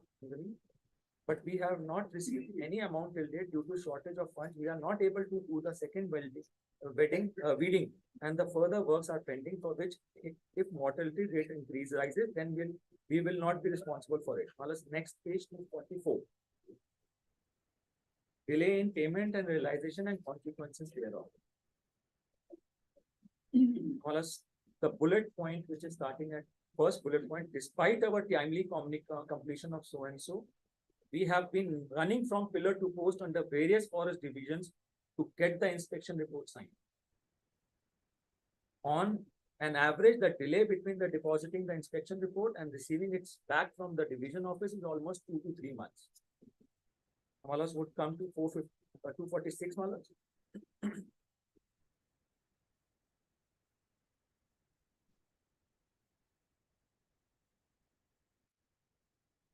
Now this is November 2022 malas. We are in November 2023. Malas, page 246, subject intimation regarding the difficulties in project execution due to delay in payments. Malas,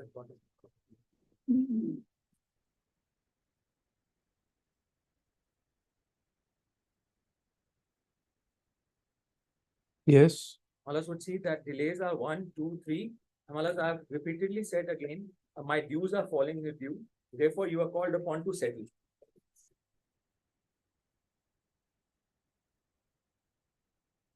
Malas would see for a moment, Malas, page number 251. As this is their own report, a status report issued by a France agency. Malas would see at the top AFD, Agence Française de Development. Malas would now come straight away to page number, Malas. Malas would come to page number 262. 262 Malas. Okay.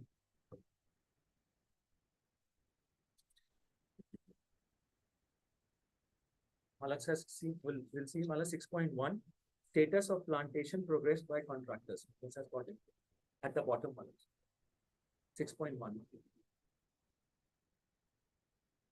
6.1, status of plantation progress by contractors.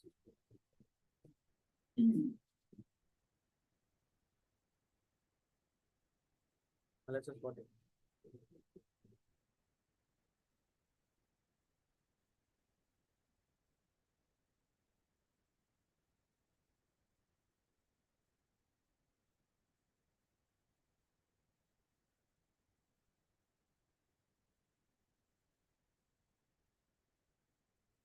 No, but this study is sponsored by whom?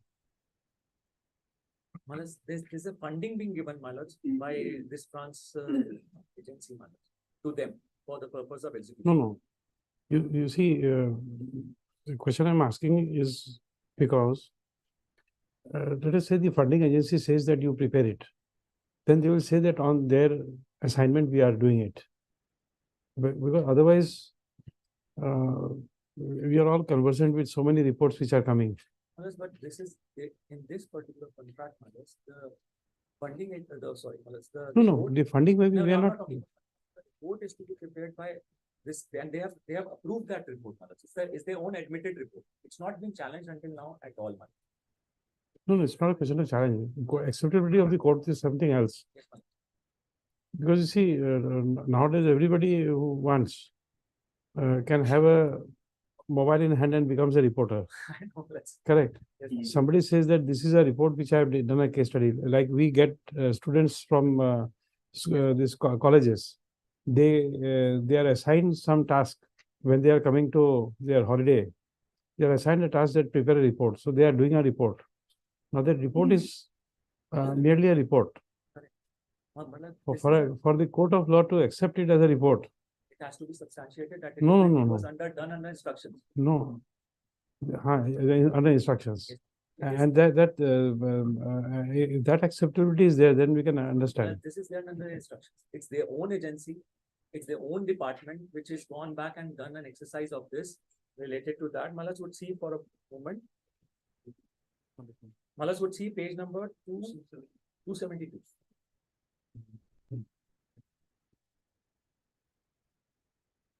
That was uploaded on their website also. 272 Malas, Forest Department, Government of Assam. AFD. Together Malas, Assam Project on Forest and Biodiversity Conservation Society Phase 2, a collaborative endeavor of Government of Assam and Agency of Then it's okay. Then it is okay. Malas now would come to 262 Malas.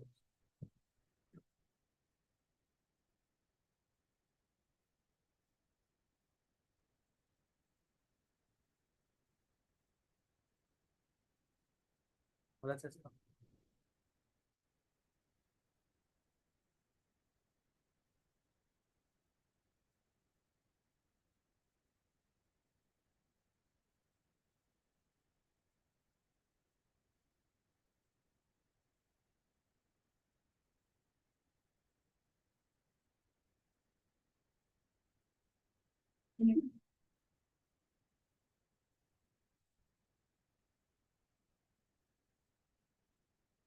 Two 62.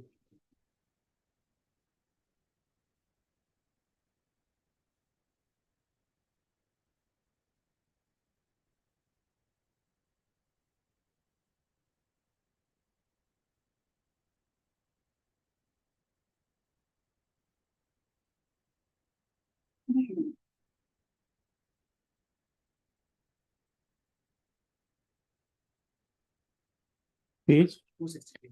262. Yes. Malas would see the 6.1 status of plantation progress by contract. Malas would keep in mind, Malas, serial number 12 today, Malas is lot 4, and serial number 13, serial number 13 is lot 2. Malas would see for a moment 263.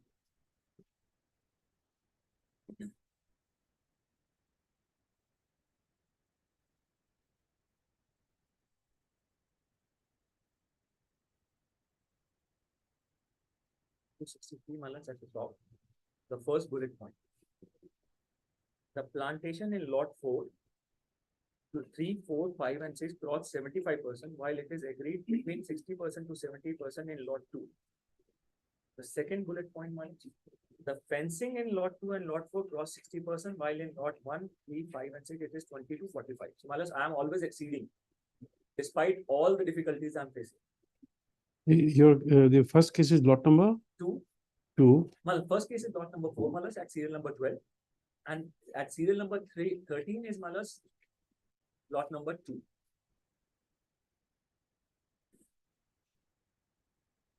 The process of handing over of lot 3 and lot 4 commenced around December 2021. Malas, we have entered into contract on May 2021. Till December, they were not able to give me the land also, Malas. Still, I was able to complete the progress which is being indicated. Malas would now come straight away, Malas, to page 265.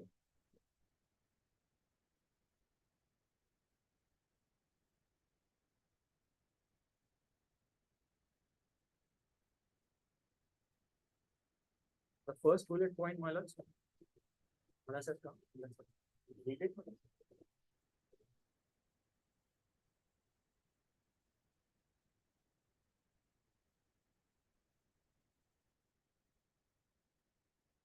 The 265 first bullet point, the average run rate, average plantation done in a month of lot 2 and lot 6 in the last 4 months are 374 and 543 hectares respectively. The high average rate is because of the large area under lot 2. Malas, second point, the average run rate of lot 3 and lot 4 in the last 4 months is so and so. The lots already completed 92% and 99% of their plantation in lot 4. Malas, now would see for a moment 266 at bottom.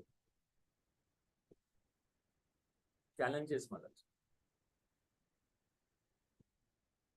At page 266.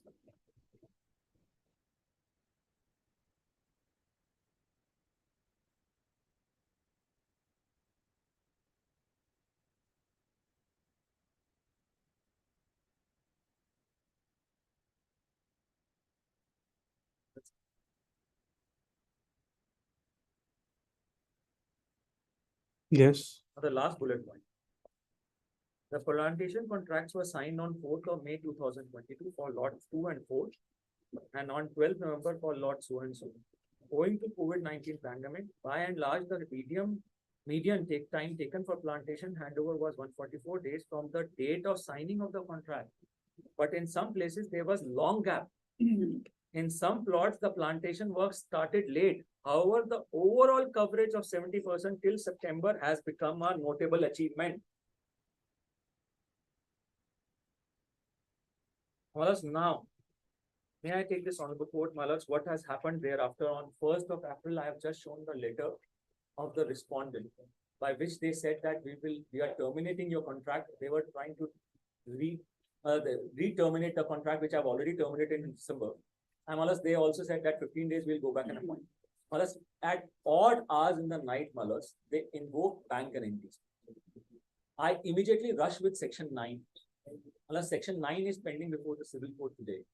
One of my bank guarantee of 1.5 crores, Malas, has been taken by them, even though there was a status quo operating, Malas. Malas, now my respectful submission is today.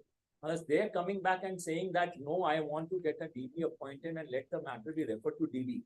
Malas, there is a section 9 of 11 crores of mine where I have done the work of notable achievement. They are trying to invoke those bank guarantees, Malas, for which a status quo is operating, and Malas, I have also invoked the arbitration clause. Malas, because section 9 mandates that you have to go back and within 90 days invoke the arbitration. And Malas, thereafter, after invoking the arbitration, the arbitrator has to be appointed as in terms with 11.6 if the parties do not agree. Today, my learned friend goes back and says, let us go back and revert ourselves to a position 1 year earlier, Malas, when I was as early as in November and October 2022 was asking for a DRB. Malas, today what will happen is, Malas, they will say for a DRB if a DRB is appointed. Malas, my petition section 9 becomes infructuous because 90 days, the period is the period provided if the arbitrator's invocation is there or not. Malas, my respectful submission today is, can that be for all purposes could be said to this, to a fair approach to this honorable court to come back and say that no, we appoint, let an arbitrator, DB be appointed today when the DB appointment has already elapsed as early as 4 years before, Malas. And also, Malas, there is no provision thereafter, which indicates that now you can go back and appoint a DB. Malas, 20.8, Malas, very categorically says that in the event of no appointment of a DB, you can straight away go to 20.8b for an invocation of arbitration. So, Malas, my respectful submission to this honorable court is their entire argument related to that DRB has not been followed, especially in view of the Malas provision being provided in the contract itself that you can straight away go to invocation of arbitration, coupled with the Supreme Court judgment, where also a similar situation was there, Malas, and the Supreme Court has gone back and appointed an arbitrator. My respectful submission is, Malas, this argument of theirs is also not correct.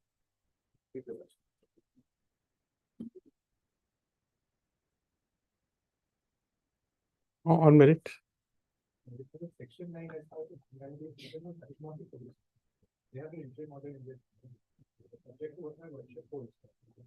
My worship was to hold that the arbitration mechanism was not because of the alternate remedy was not available.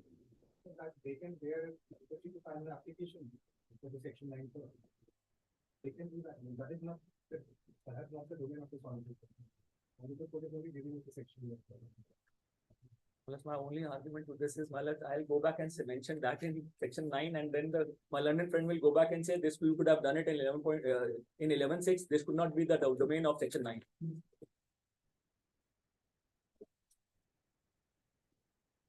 Okay.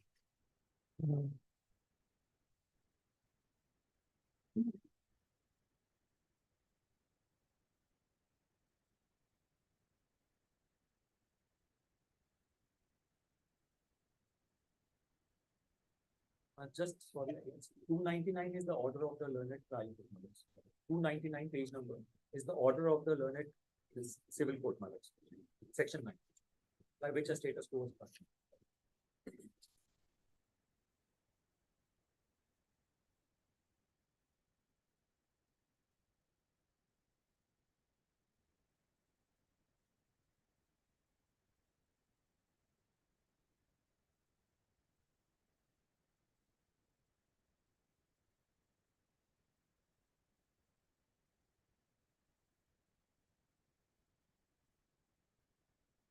I'm sorry, what is your first name? Purvesh, madam. Purvesh. P-U-R? P-E-S-H.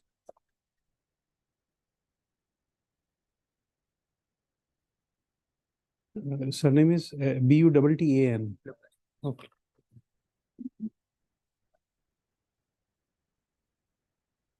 Okay, I'm closing the matter. If I can deliver the order today, it will be uploaded. Otherwise, we'll fix a date for delivery of orders. So very.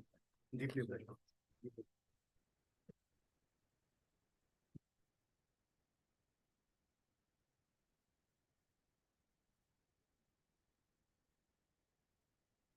12-13 meeting.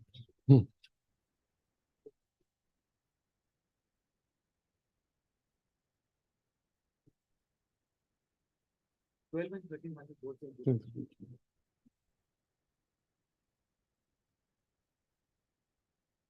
If I'm unable to upload, then you'll get a date for So delivery of orders. So very.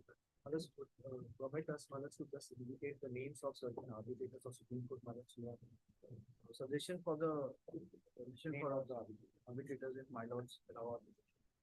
We have our own list. Okay. Hello. There's an venue of arbitration is Guwahati.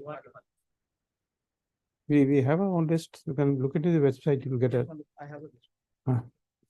You should have it. Yes, I Yeah. have. That's okay. Just a humble request, madam. My name be recorded for item number 13. My name be recorded. Your name. Okay.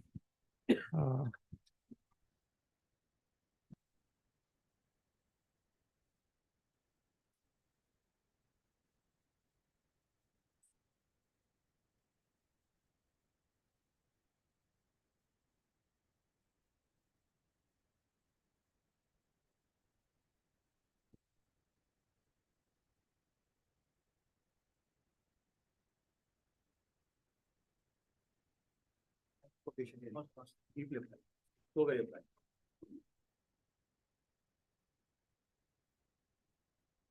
Item 14 with 15.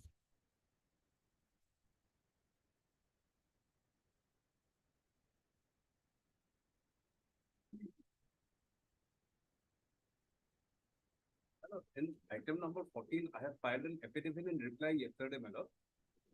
It is not on record. So let the matter, let the affidavit come with the record, madam. Let it be taken up on 23rd, madam. Not on 23rd, it goes to 29th. 29th. You're there? Okay. The both sides are duly represented. The affidavit in reply filed by the petitioner is not on record. On which date? You filed when? I filed yesterday. Okay, yesterday is 14/11, it's not on record. Then this can be Yesterday was tagged 15th. 15th, 15. Based on 29/11/2023.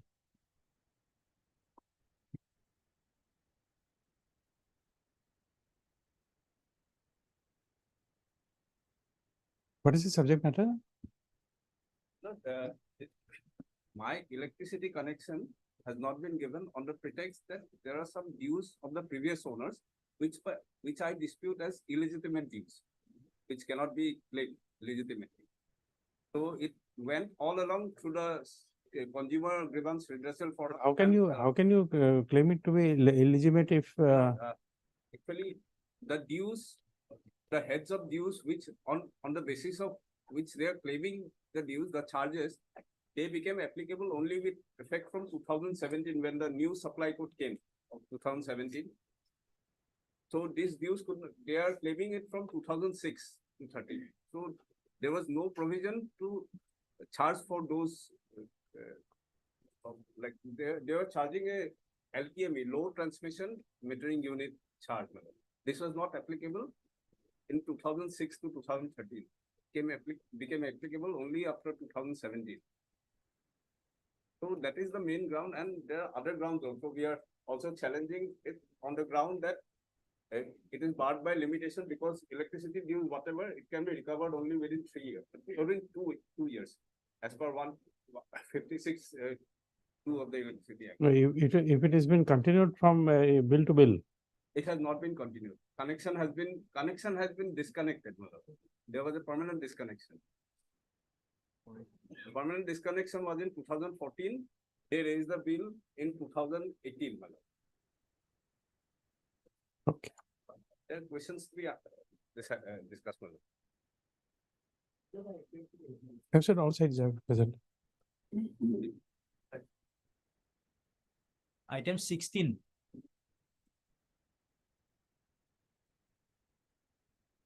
On the last occasion, the respondents were directed to file their affidavit. And today was fixed for final disposal and admission stage. Today was fixed for final disposal and admission stage. Now, yesterday, the respondents have filed their affidavit. We would like to give a reply, and I also believe the affidavit is not on record. Malala fix on next Thursday, Lordship, the construction. Though initially, Lordship, the interim order was rejected, Lordship, by elaborate judgment, Lordship. The last occasion when matter was listed, Lordship, there is some interim order is there. So Lordship will fix the matter on next Thursday, Lordship, Malala here finally. The prayer is kind of, let it be fixed from the week commencing from 27th. Just giving me the next week time to file. I'm not asking for 2 weeks. From the week commencing from 27th. Meanwhile, I'll file my reply and bring it.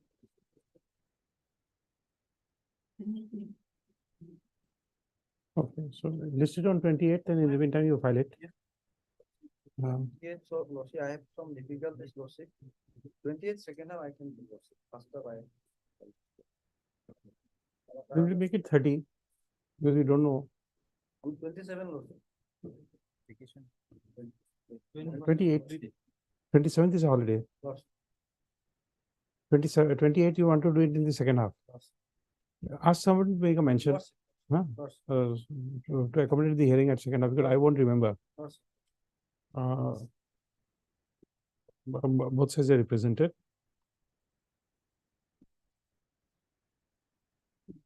The learned counsel for the petitioner submits that prays for some time to file affidavit in reply against the affidavit in opposition filed on Yesterday we have. 15/11/2023. So, prayer is allowed.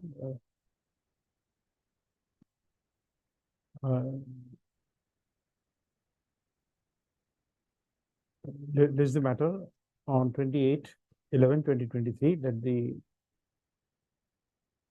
affidavit in reply be filed by them.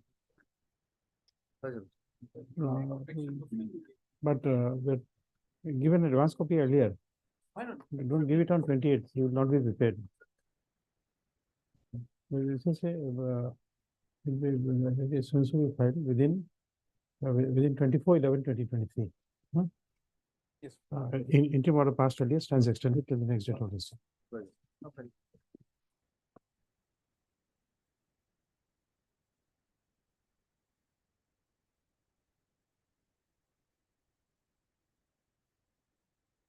Seven.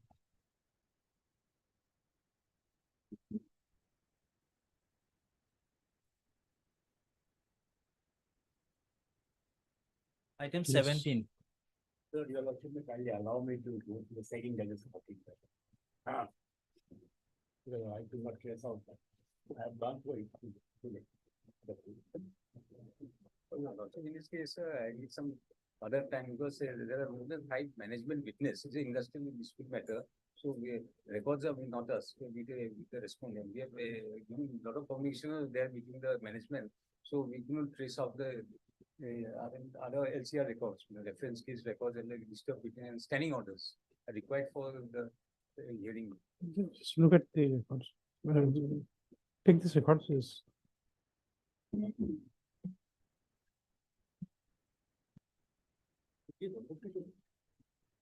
So this is the LCR. You wanted to consult the records. Second judge's copy because actually I could not trace out my.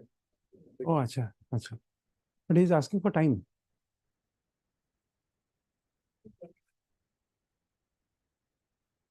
When do you want, you agree to a date, Mr. Dasgupta? Any date subject to a lot of convenience. No, I have gone through the procedure, right? Actually, I could not trace out my file here. no, it's okay. Now, but- I but- have gone, I can argue the matter now. Uh-huh. Please, when my friend has some. No, you date, agree I to a want date. There's a calendar in front of you. Just agree to a date. There's a calendar in front of you. Hmm. Agree to a date. Give us a date. What again? Seven.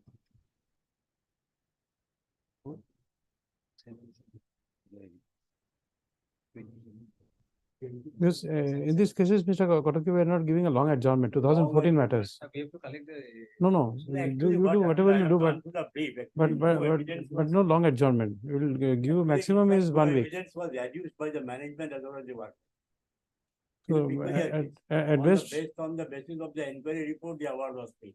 Inquiry report was placed before the labor court, and labor court has gone through the inquiry report and inquiry proceedings and passed an award against that. no, whatever be, but Anyway, when my. not more than a week. Not more than a week. 2014 matters, we are not adjourning for more than a week.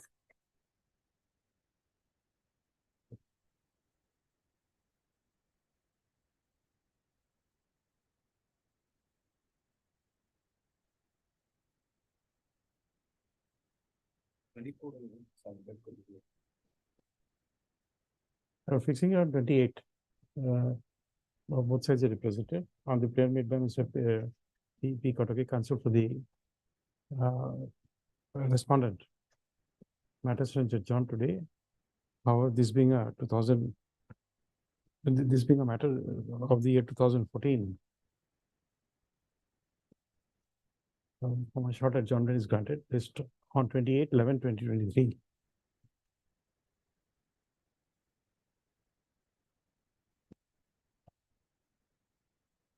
Item 18.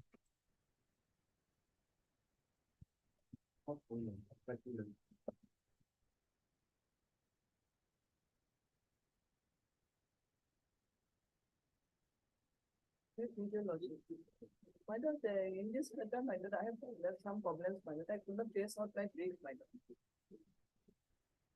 It was in 2014 my- matters. I'm not giving long adjournment, not more than a week. No, I realize my mistake, my lord. But No, I it's could not- not a question of, we are not accusing anyone, but not more than a week. 28 we are fixing. On the prayer made by MS A. Bhattacharya, counsel for the petitioner. Matters in the same order. Matters in this being a matter of 2014, this transfer and so. We are not to go to the second register. Take it.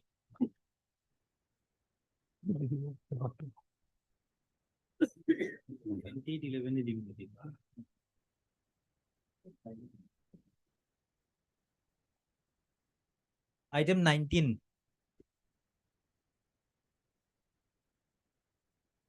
Your lordship. My lord, in this matter, my lord, I have some difficulties, but my learned friend may start, my lord. No parted business. In that case, it may not be taken up today, my lord, because I have some serious personal difficulties, my lord. Okay. That's why in the morning I paid for This that. matter we are listing on 30. Both sides represented on the prayer conference, Mrs. A. Bhattacharya, same order, 30.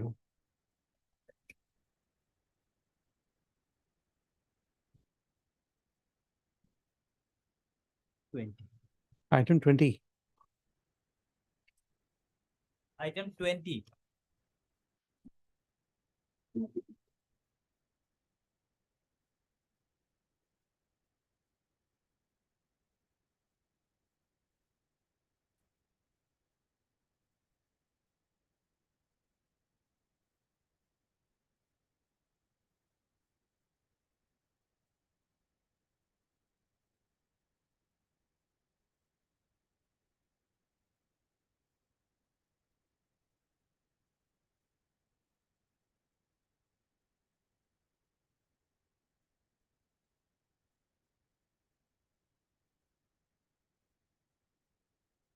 None appears on call for the petitioner.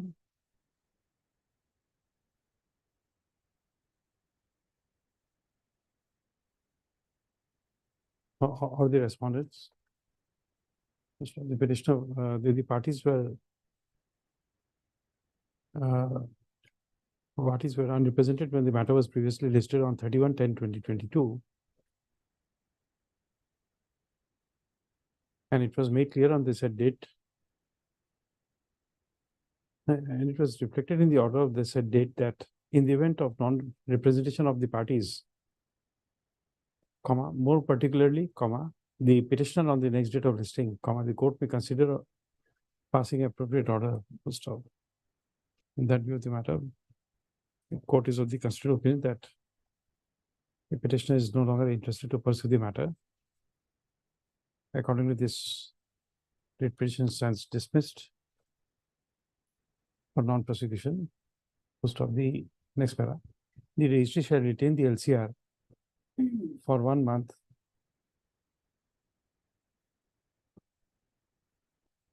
and let the LCR be sent back.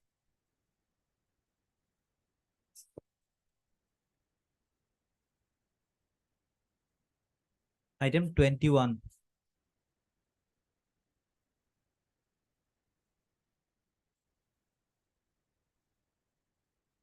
This case, my lord, the cause list shows that Mr. S.K. Borgotuki has submitted a letter of absence. Oh, acha. Okay,